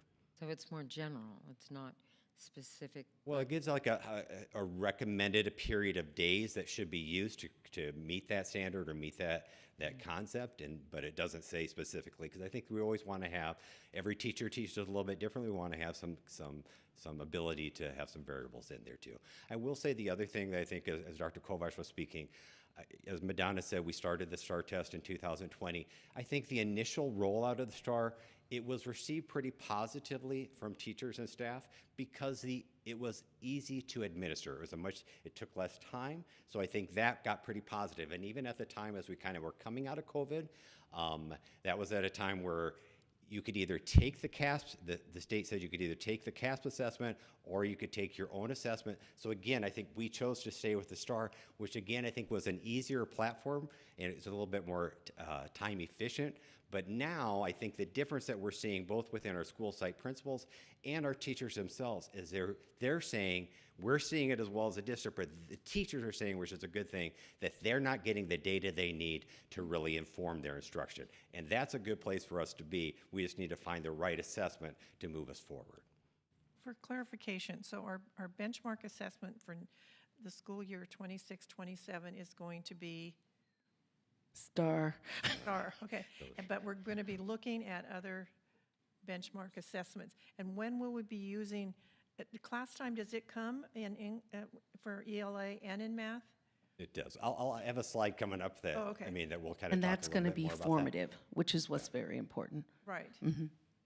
No, I'm not trying to be argumentative, It's so okay. please don't take it like that. Yeah. But something's just not settling with me. If this STAR assessment is measuring against year-end proficiency, and they're not improving, then we're not meeting the bench. We're not meeting what we need to do, right?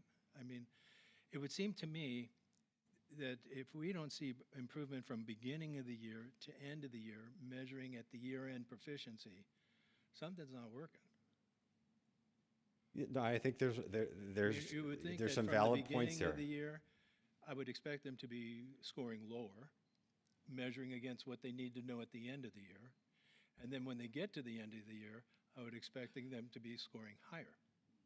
Correct. That would be, I mean, I will say though that they have to, in order to maintain at the level they were at, they do need to show that they are progressing on their understanding of the standards from where they started at the beginning of the year, because the rigor level of the test does get more difficult. Okay, all right, thank you. You bet. Instructional agreements, so focusing in on instruction, we implement the district-wide Tier 1 instructional expectations, so you've seen the elementary and the secondary instructional agreements.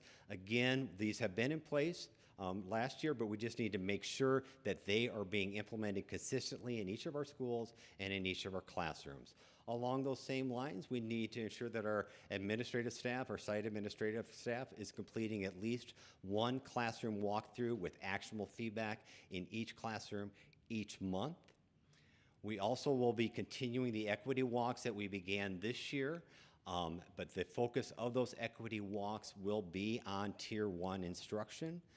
And then we'll continue to strengthen the instructional leadership of our administrators through accountability for effective Tier 1 instruction. So we know that over the course of the summer, our Summer Leadership Institute was very much focused on Tier 1 instruction.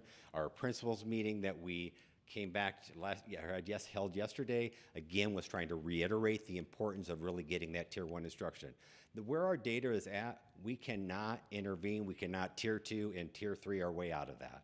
We have got to improve in creating effective Tier 1 instruction that's meeting the needs of our students. We've talked about UDL too, as well in the past, and I think removing some of looking at the lesson and saying, what are the needs of each of my students, and how can I remove some of those barriers and really create a purposeful lesson plan to really support each of the learners in our classroom. Those are things that we continue to talk about as a district. Do we have any STAR parent involvement? And do we have anything to motivate our students to achieve higher scores from beginning to end of year? What types of incentives do students have to do better? Yeah, I mean, as far as the incentives part, I don't think we have a lot of incentives currently in place, but I do think what we really tried to focus on over the course of this year was really to get students actively goal setting, to say this is where I'm currently performing at, and then really in communication with that teacher, this is where I expect or my goal is to achieve.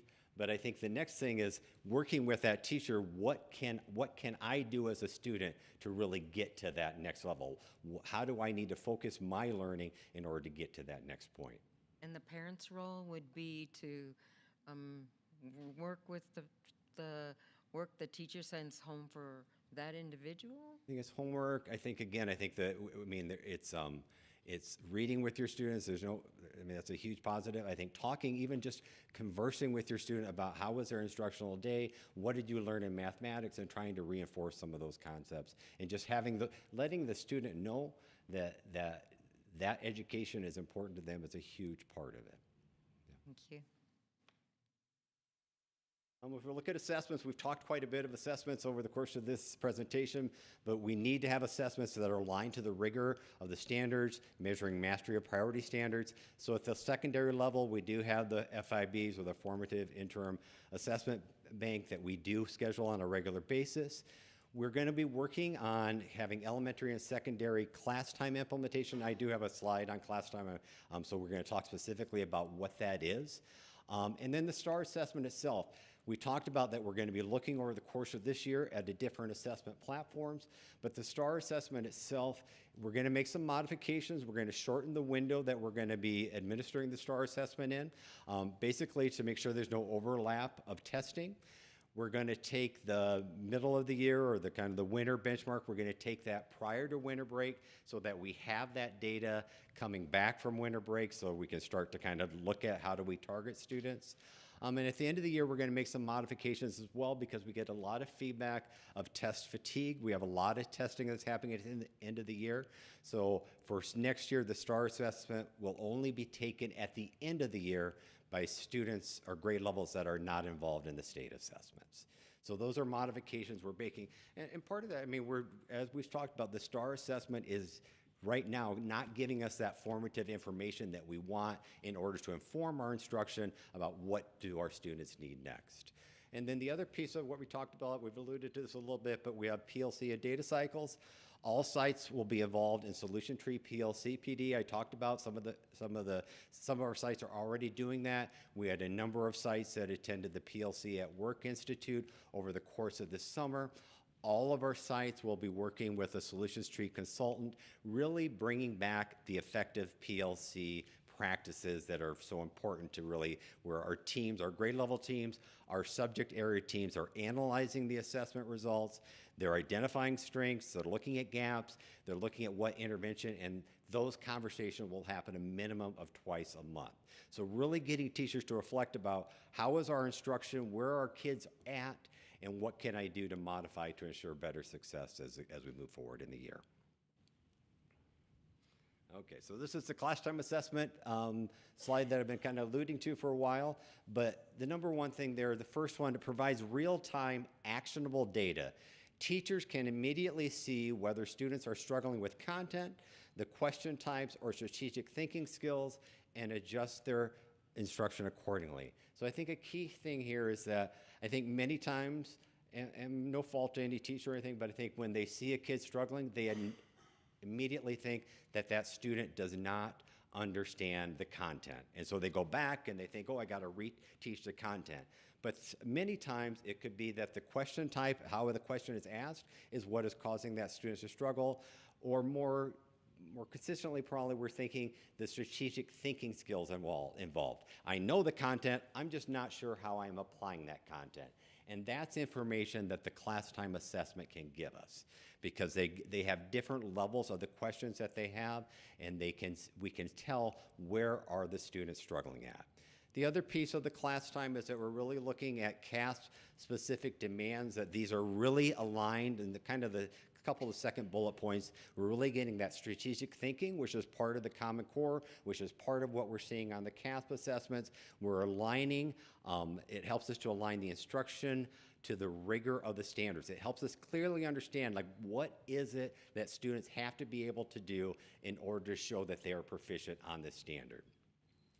As we develop these practices over the course of the year, we will support consistent school-wide practices. As Dr. Kovac said earlier, we piloted this program at a couple of high schools and a middle school last year, but as we start getting systematically rolling this program out at all grade levels, these are conversations that kids are going to become very aware of. They're going to recognize these questions, and they're going to continue to build their knowledge around these strategic thinking concepts. The class time also provides ongoing professional development. Dr. Kovac talked about the class time.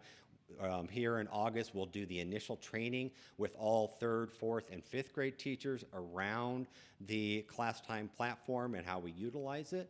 But over the course of the school year, each grade level also will be meeting with a consultant twice to look at that data that they received, and then really talk about how we use that data to inform our next steps moving forward. So it's something I think that we're very excited about. We've looked at districts that have currently implemented it and have had great success with it. So there's an expectation that all grade levels will take 2 10-point quizzes or assessments over the course of a month. How they do that will give a little bit of freedom as far as whether they want to take it as a 5-point each week, or they want to take it as a 10-point after 2 weeks, or many districts also are using these questions more as a problem of the day. And so they're giving like 2 questions on Monday, 2 questions on Tuesday, 1 question on Friday, so it just continues to build. So we're going to look to kind of give people a little bit of looseness with that, but then kind of pull it in the following year, and that's kind of something we saw happen with the secondary schools as well.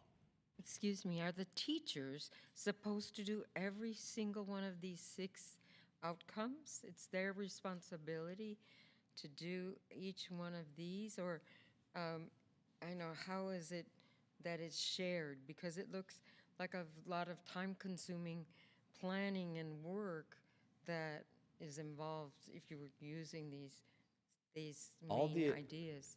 Yeah, I mean, this is all the benefits of what we're getting. All these is the points that we're getting, the information that we're going to garner from the class time assessments. We work closely with class time consultants.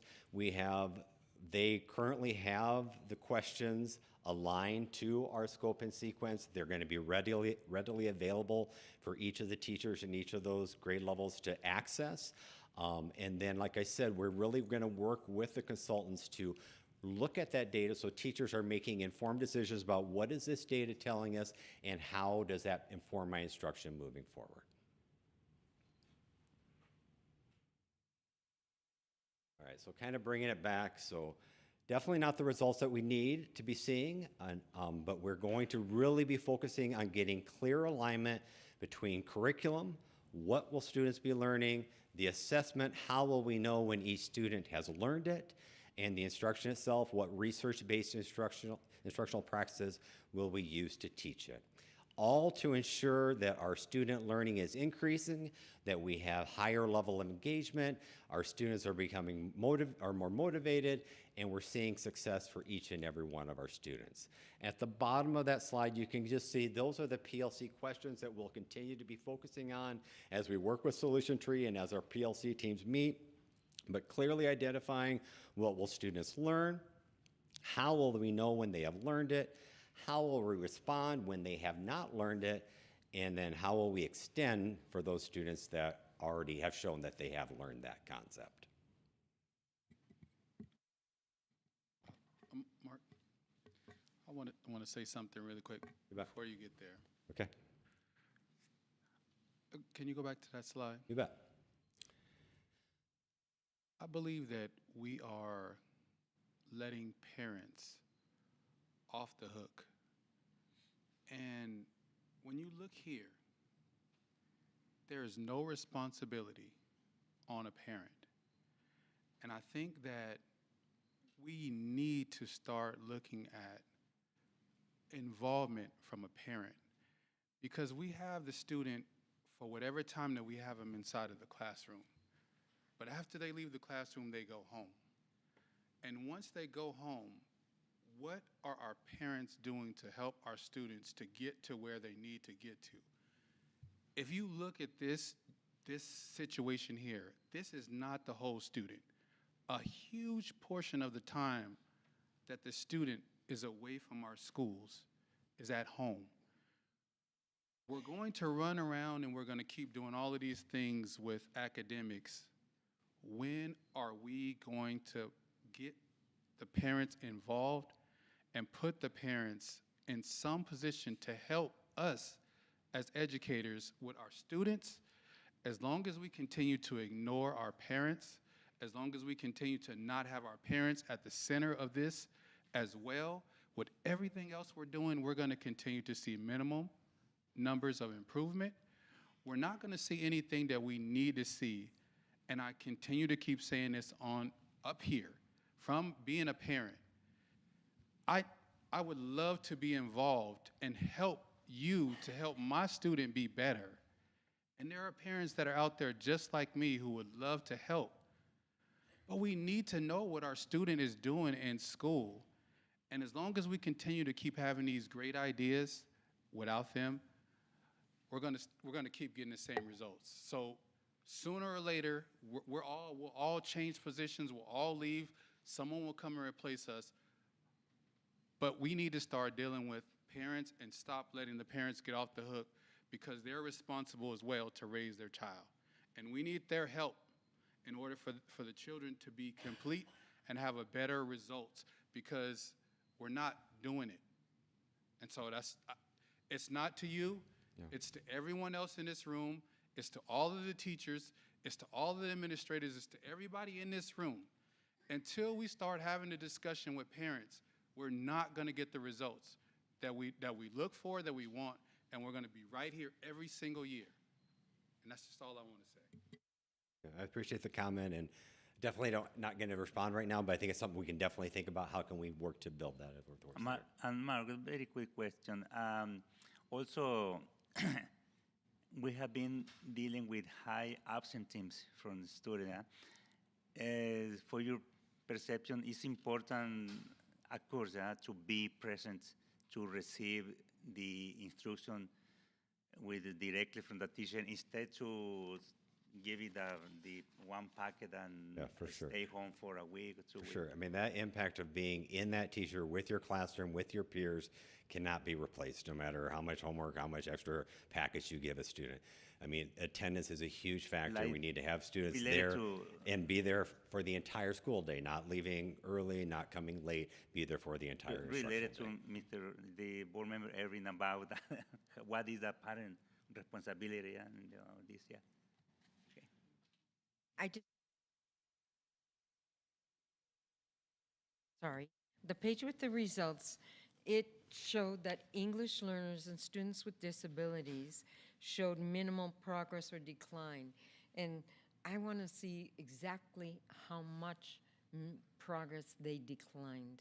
Okay. Because those are groups that are very important, and I think we need to see and report about those groups as well.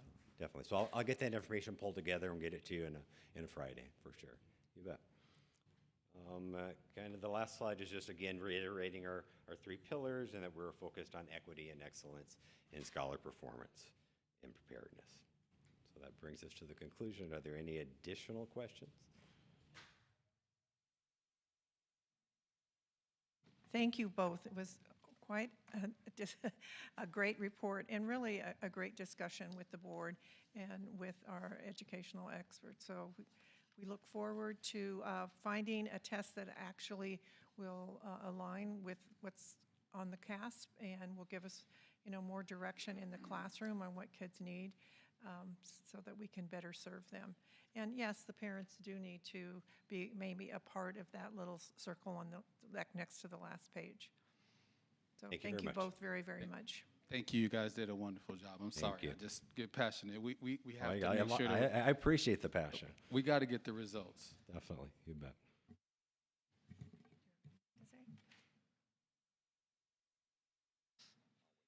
Okay.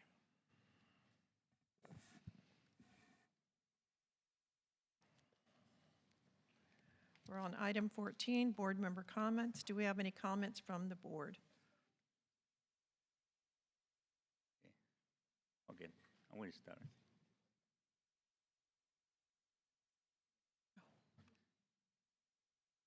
Yeah, first, I want, to thank all presentation that we had today, the one from Mr. Arnold and Mrs. Wayman. And also I want to mention that this is the first meeting before the school year start, 2026-2027 school year. And I'm happy, the way that we are starting, recognizing the students that participating during the expanding learning opportunities program. Thank you. That means that the school districts offer opportunities all the year. Also, and recognizing the parents that complete the Eating Smart. It was a 7-week course. Congratulations again to all of them. And the recognitions are making a difference to the Rancho Mirage Rotary. That remind that we have a lot of partners in coming from the school district boundaries or Coachella Valley. During this summer break, I attended in July 2nd the Rancho Mirage Chamber of Commerce. We received invitations from the Chamber of Commerce until every month, and they have one event that called Morning with the CEO, and in this time was a ribbon cutting for a new business coming to Rancho Mirage, and it's a good opportunity to interact with elected officials, with the Chamber of Commerce members. Also, in July 8th, we had for me, I can tell that was the last graduation for the school district, was the summer graduation. A student graduating from the whole high school, from the school district, was a great event. Very happy to celebrate that. And from July 12 to July 15, I'm attending the CAPSE conference. It's a California Association of Black School Educators. This was a great conference. They have different sessions. Just to mention some, they have leading change throughout education and empathy, a roadmap for sustainable K-8 mathematics success. And they have also presentation related to AI. And they have different focus in this session for teacher, for administrator, for superintendents, and board members. They have panelists coming from university or was university professor, school board members. One Will I Am is American rapper, songwriter, singer, producer, actor, and futurist, and also a board member and a school district from Washington, from Kentucky, from Virginia, and we had the opportunity to share the program that they have. Is a different, but it was a good opportunity to get idea from another state. And also in July 22nd, I attended to the Julie Arthur retirement celebration. I want to congratulate Julie for your well-earned retirement, and I want to thank for years of dedicated service to improve the environment for generation and of scholars and staff, and I wish the best for here in the retirement. With that, I end my comments. Thank you. Ms. Durrell? I'm ready. First of all, welcome back and Happy New Year, everyone. It's so exciting to start seeing people coming on in, passing by, getting ready, but not wanting to really jump in the water yet. But I know people are helping our kids, and that's really important. We have had so many giveaways, backpacks, pack the bus, fill the bus, Sunline Transit, Desert Hot Springs, Inspired Church, City of Palm Springs Department of Recreation. They gave away backpacks, school supplies, and haircuts. We are so blessed to be the first district back, and because all of our kids are getting some of the much needed things to go to school and be successful with those materials. So thank you to the community. Then for the presenters, Mark and Jessica, thank you. It's kind of tough sharing that information and that data, and we want to support you as much as we can as a board, and it is our responsibility, or I say mine, to help make sure that you have all the tools you needed, along with educational services and our superintendent. So we are with you all the way, and let us know anytime we can join in or help support you, we will. Also, I did get to go to Do the Right Thing on July 15th. We were in Desert Sands in their district office, and that night, afternoon, Terry Kedover, she had 3 important people come up and be recognized in that segment. She brought up Francini, Anna, and Amber. And without those 3 individuals, the kids and parents don't make it to, or can't make it, or someone has to follow up. So Amber, thank you for following up and being the connector to our teachers and our parents and the board, because being there and supporting our kids is just solid gold. So for Terry to call the 3 of you up and commend you is well deserved on your parts. I'm so impressed with the TK Kinder announcements, the resource fair. I saw a commercial on TV this morning, and then another followed from another district about our TK Kinder or our preschool. And I was just about fell over because we don't do commercials, but now we do. And so that was really exciting to see the media out there for our students and reminding them to come back. So also thank you for the summer camp support, all the programs. I know it's all closed, and next year you're probably planning already, but the kids were so excited and really, really happy to be involved, and especially the filmmaking. That was like a top-notch event.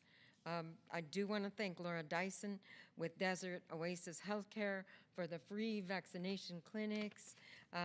Something else that is important, I think that on July 10th, the Desert Hot Springs Women's Club gave our students scholarships, and I want to thank them as well. What's really cool is we have a new event this year, and it's the Welcome Back. And we're going to be unified again, and we're going to be all ready together to start the school year for the first time, the entire staff coming together in one place at one time.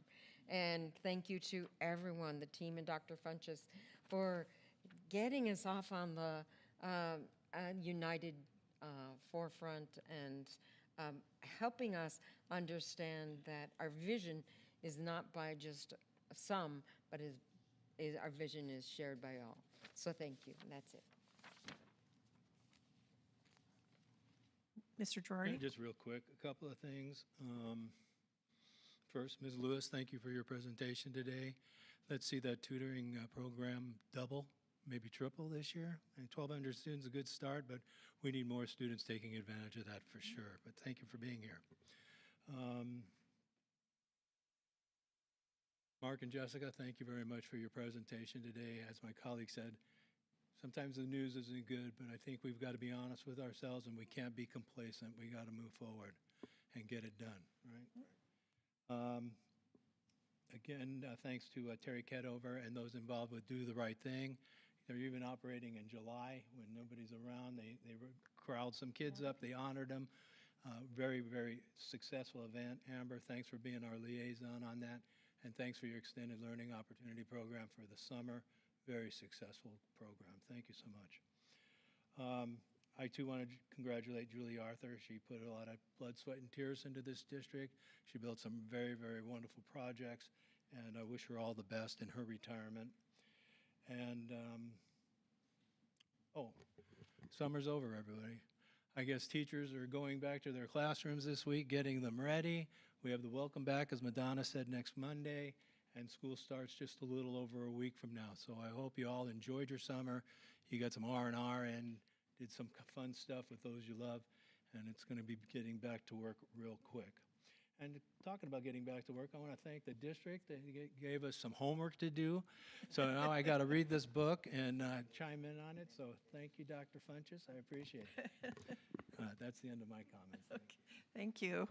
I just want to say congratulations to all of tonight's honorees. It was really nice to see the high school students that worked with our other students throughout the summer, and so it made it, I think, really special. And to the parents that actually took the nutrition class, that was something really special to see tonight. Also, Ms. Lewis, thank you again for coming and talking about the tutoring that our kids are able to take, and I do wish, as Mr. Girardi said, that more of our students would take advantage of it. I think it's really important.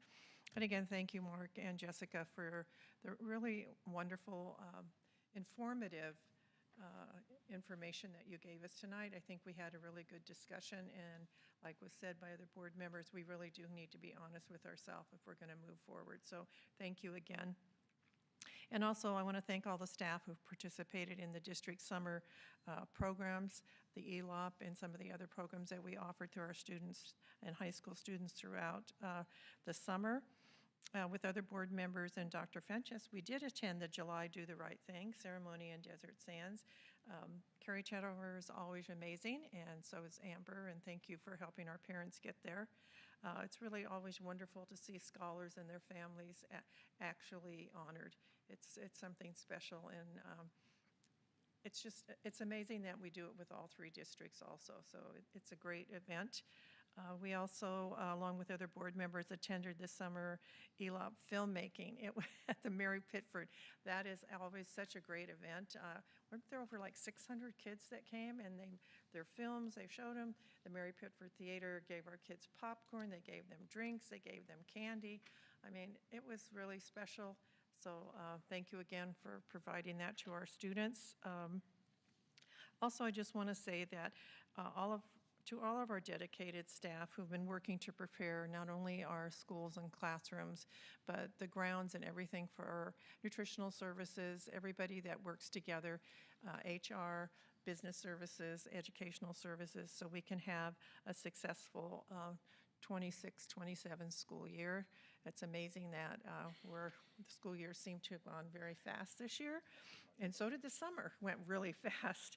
I hope that everyone got to enjoy some time off, and also all of the community organizations that actually have provided services like Ms. Jarrell said about providing backpacks and materials so our kids are ready for school.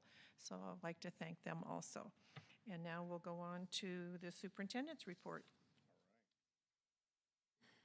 Thank you, Board President Cornett. And I also want to thank all our attendees tonight. I want to thank Mrs. Lewis for showing up and discussing Carnegie and the partnership with ELOP and Dr. Gascoigne. I appreciate that. And to all of our awardees tonight, Making a Difference awardees, Rotary, our scholars, and our team members. It was good to see that. I also want to thank Jessica Whiteman and Mark Arnold for presenting the data tonight and helping us walk through some of the things that we know that we need to do. And with that being said, as the superintendent here, I want to point out just a couple things as we were listening in and thinking about where we're going next. We do have a multi-year vision that we have kicked off this year where we're doing just that, focusing in on improving the academic outcomes of our young people. And as we were looking at the data, we saw some excellent gains with the literacy foundations. So that's going to set us up for years to come. And as Mr. Arnold talked about, we have some shifts in instruction that we're making to make sure that we are more prepared for the rigorous demands of the assessment that the state provides at the end of the year. And so what Mr. Arnold talked about was aligning our curriculum, our teaching and learning and assessment, which we are embarking on this year. And that's some good work in front of us that we feel real good about. And as we continue to come back with that data, I guarantee we'll see gains moving forward over the next few years with the alignment of those things. So thank you, Jessica Whiteman. Thank you, Mr. Arnold, for your presentation tonight. And usually I have a presentation. I don't have one tonight, but I have some serious words I'd like to share with all of our staff, our board, and everyone who calls PSUSD home as we prepare for 26-27. But I wanted to start with two quotes, and these are quotes that are near and dear to me. And the first one is an unknown author, and it says, "To teach is to touch a life forever." To teach is to touch a life forever. And the next one is Abraham Lincoln, and it is, "The best way to predict the future is to create it." So what does that have to do with the 26-27 school year?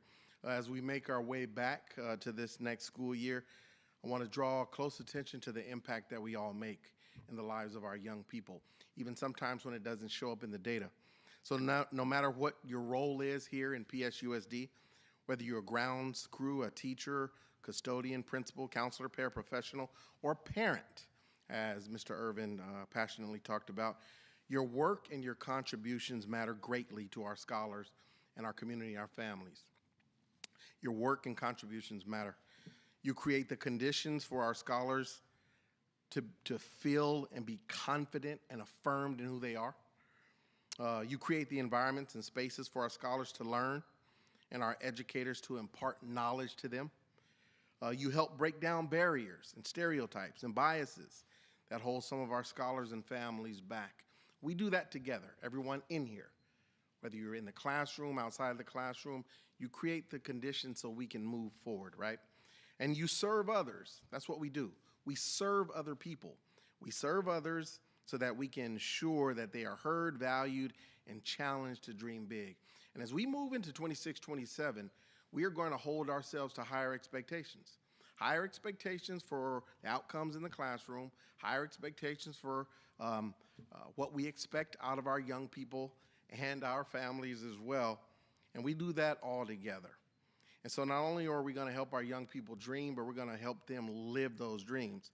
And so as we prepare for the 26-27 school year, I just want to reiterate from those quotes, we all touch lives on a daily basis. Let's remember that. And we create excellent futures for our scholars. We create it. If you want to know the future, create it. So thank you to all who serve in PSUSD. And let's get ready for an exciting school year where we're going to make some good things happen. Thank you. Let's go. Let's get it done. Thank you, Dr. Funches. Item 16A, approval of monitoring report, governing board policy, operational expectations, communicating with the public, OE-9, OE-9. I think Joan Boyka will present OE-9. Thank you. Okay. Good evening. And I'm getting over a few tears right now. Second time he made me cry today. Hello, everybody. Board members, cabinet, and our audience members. I'm Joan Boyko. I am the very proud coordinator of communications and community outreach.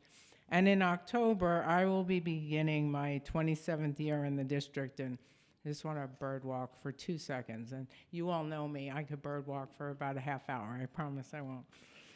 I just wanted to say that there's something different this year. It's a different kind of energy and vibe that honestly in 27 years I have never felt, and I know that there are a lot of others feeling it too, and if they haven't yet, they certainly will. And so I'm very excited about this next school year.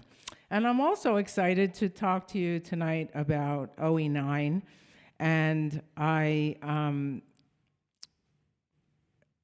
presenting the update on strategic engagement, and you all got a huge narrative that went on for pages and pages in the Friday report. And guess what? I'm not going through all of that. Are you happy? I think a lot of people will be. I will take you through some of the highlights. And I will start with our leadership outreach ensures that we have voices for all corners of the district and that they're heard. And highlights this year include the 17th year of our Superintendent's Parent Advisory Committee, which provides essential cross-district representation. We also took the State of the District and Vision 2031 plans directly to 14 community organizations, and then Marcus went back to 8 of those organizations with a follow-up on his first 100 days and Vision 2031. And then, of course, we had our legislative breakfast, which I think is going to be in October this year. So we tell our story through every medium possible. Our podcast, You Learn Something New Every Day, is in its 13th year and is produced by our talented data interns. And we will be expanding that into a full video podcast sometime this year. We've also expanded our reach through bi-weekly segments on NBC Palm Springs and Univision. And very soon we will be launching regular segments on Telemundo as well.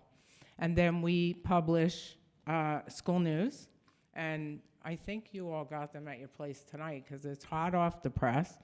And if anybody in the audience who would like one, they're outside. And plus we send it digitally to all of our families. And this is the first time our print shop did it, and it's really beautiful. So we do this 3 times a year, and we're able to get all the news out from all of the sites and all of the departments. And then we also are going to be expanding with, as I said, Telemundo, also La Poderosa Radio. And we did our graduation tribute to our students, which we also printed in-house. And we sent them to all the schools, and we emailed them to all of the families. So I'm proud of our print shop. They're doing some great work. Okay, moving on. Our digital footprint, this is really pretty amazing how our social media has grown in just a year and over the past few years, thanks to our digital media specialist, Mary Bouchot. She is amazing. Very excited that I had a hand in hiring her because my life's been, the whole district's lives have been changed because of the work that she's doing. She's absolutely amazing. So our digital footprint is massive and it's growing. And Marion would have been here, except that she's taking a special trip right now, so she would have presented this news herself. We've seen over 11 million combined views across Facebook and Instagram, and more importantly, we're seeing deep engagement. Instagram reach has boosted by 60%, and we've had over 73,000 active interactions on Facebook. So this isn't just broadcasting, it's actually conversation. And there's a full report in your narrative. There's a full report in the appendix on all of our social media. And then we have parent communications, and we have Parent Square. It's pretty much become our gold standard for direct contact. 99% of our families are now contactable through the platform. 84% use email, and we're seeing a steady rise in app notifications and text messages, which allow us to meet our parents exactly where they are, and the Parent Square stats are also in the appendix.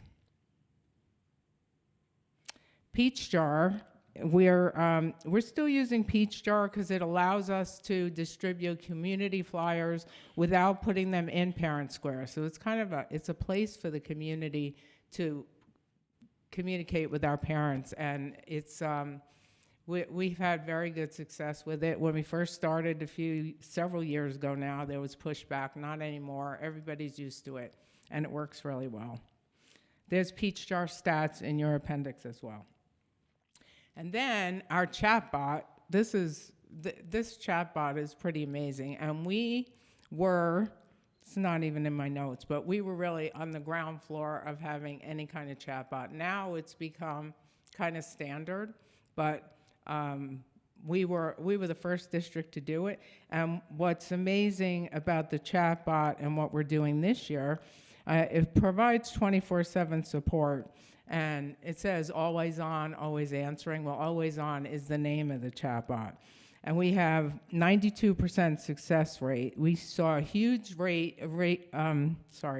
huge jump in usage this year. And the reason for that is because when we launched the new website, we also brought in chatbots for every single school page. So no longer do people have to ask the chatbot a question through the district, one of the district pages. They can ask directly from the chatbot on each school page. And they actually think it's the school's page because it has the mascot. And it looks like it's the school's personal chatbot. It's not, but that doesn't matter. They get their questions answered. And so the way it works is when we went from 1,600 inquiries to 4,300 inquiries this year. And when a question gets asked that can't be answered, we get alerted, and then we make sure we put that information on the website, so then the next time it's asked, then it's covered. And you see the top chatbot inquiries were school year calendar, tech support, the holiday calendar, and school hours and schedules. And another exciting stat to share is that all our communication leads to one result, and that's presence. Parent-teacher conference attendance has climbed significantly from last year to this year. In elementary school, we moved from 85.7% average to 90.4%. In middle school, we saw a massive jump from 47.8% to 68%. And this engagement is also validated by our Panorama survey data, which shows that students and families feel more connected than ever. And I usually present that, but Marcus did that in his report in June in OE3. So I thank you for your time. I believe we are in compliance, and I welcome any questions you may have.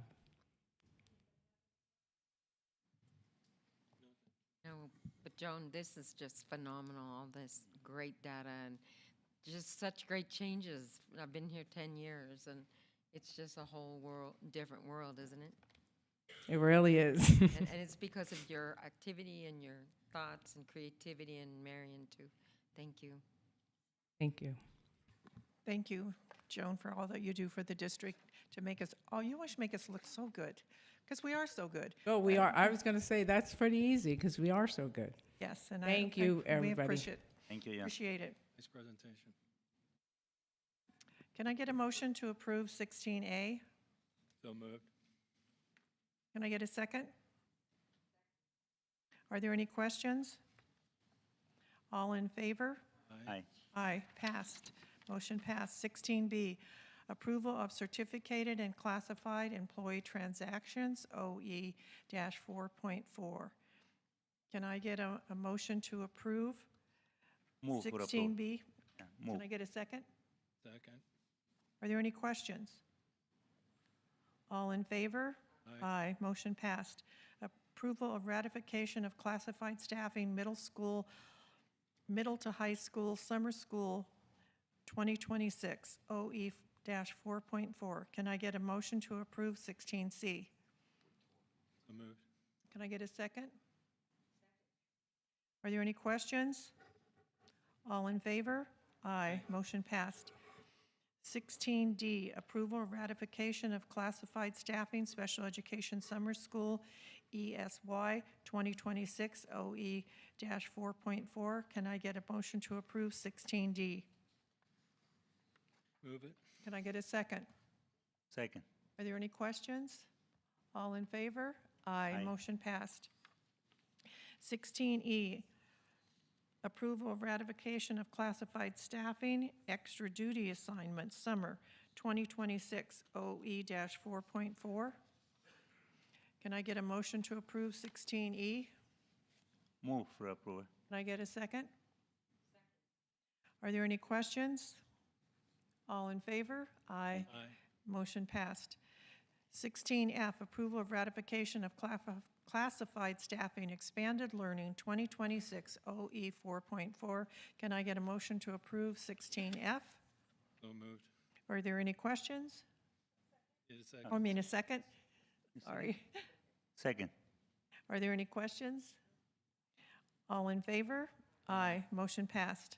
16G, approval of authorization to establish the Cabot Yerxa ASB bank account, OE-6. Can I get a motion to approve 16G? Move for approval. Can I get a second? Second. Are there any questions? All in favor? Aye. Motion passed. 16H, approval of facility study session items and future projects, OE-12.13. Can I get a motion to approve 16H? So moved. Can I get a second? Second. Are there any questions? All in favor? Aye. Motion passed. 16I, approval of agreement number C0005953 with Carnegie Learning Incorporated to provide the 2026-2027 live virtual tutoring program for the district, OE-6.2. Can I get a motion to approve 16I? I move for approval. Can I get a second? Second. Are there any questions? All in favor? Aye. Aye. Motion passed. 16J, approval of revision to board policy BP 5000, concepts and roles, OE-11. Can I get a motion to approve 16J? So moved. Can I get a second? Second. Are there any questions? All in favor? Aye. Motion passed. 16K, approval of remission of expulsion case 2025-2026-004 to Palm Springs Unified School District, OE-11. Can I get a motion to approve 16K? I'll move it. Can I get a second? Second. Are there any questions? All in favor? Aye. Motion passed. Superintendent's consent items. Items 17A through 17I. Would anyone like to pull an item for discussion or review? Then can I get a motion to approve superintendent's consent items 17A through 17I? Moved. Can I get a second? Second. Are there any questions? All in favor? Aye. Motion passed. 18, items 18A through 18N. As a reminder, the following agenda items are for informational only and require no action. Board President Cornell, I have a comment about one of these items. Okay, Is- which one? I know that this is the first reading, and we already discussed this one, but it's related to 18M. 18N? M.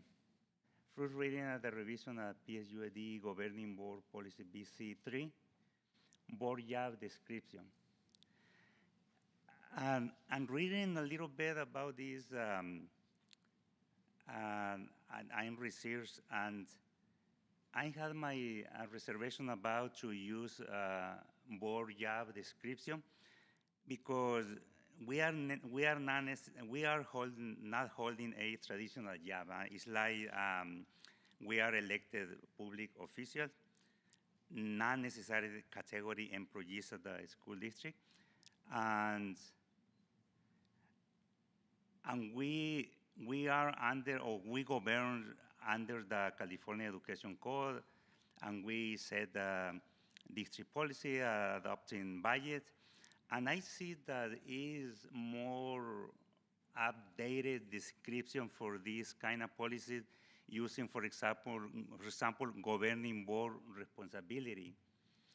And the reason that I'm bringing the ones, into this conversation is to clarify the public, the staff, what is our role and responsibility, because we don't have necessarily a job description. We don't have necessarily a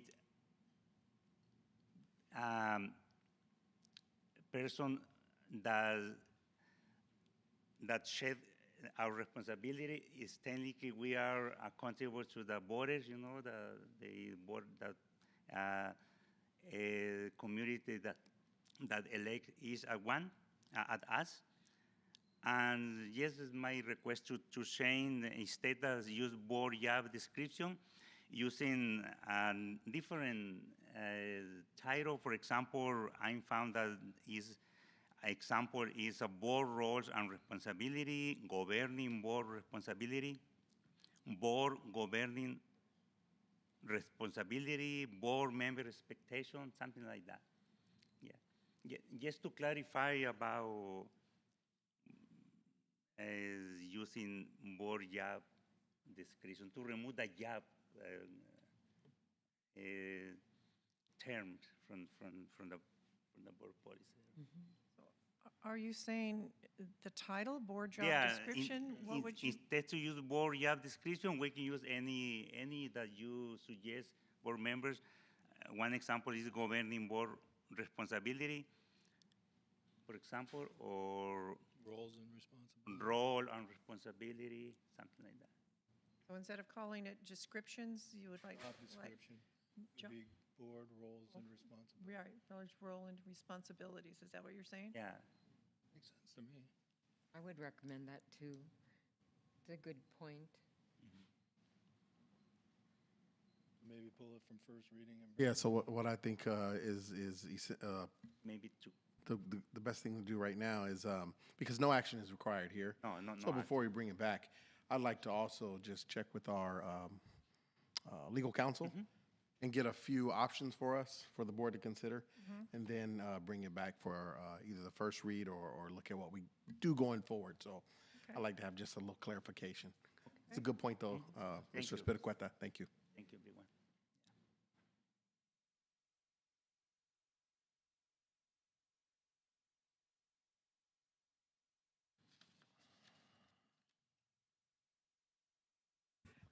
Item 19, do any board members have suggestions for future agendas? I just have a question. Are we going to get a copy, a hard copy of our board policies, and she's probably reaching over and grabbing them. A hard copy draft, so we don't have to just read them. We can, on monitor, we can look at them. Yeah, I can definitely do that. I did attach the full booklet so that you could see it all in one document, but I can also print it as well with the red strike-throughs. Thank And you. before we bring it back for board action. Thanks. Can we get it on, oh, I shouldn't say this, but can we get it on the welcome back, maybe? Yes, of course, absolutely. Mhm. Thank you. Any other suggestions? No, thank you. Item 20, regular board meeting will be held on August 11th, 2026 at 6 p.m. Debrief, does anybody have anything more to say or to debrief? A question, do we have to write a book report? Before the next meeting? Yes. Yes. Just enjoy the reading. Could you give us a form? We need the format, please. Oh, yeah. Okay, item 22, can I get a motion to adjourn the meeting? So moved. Can I get a second? Second. Are there any questions? All in favor? Aye. Motion passed.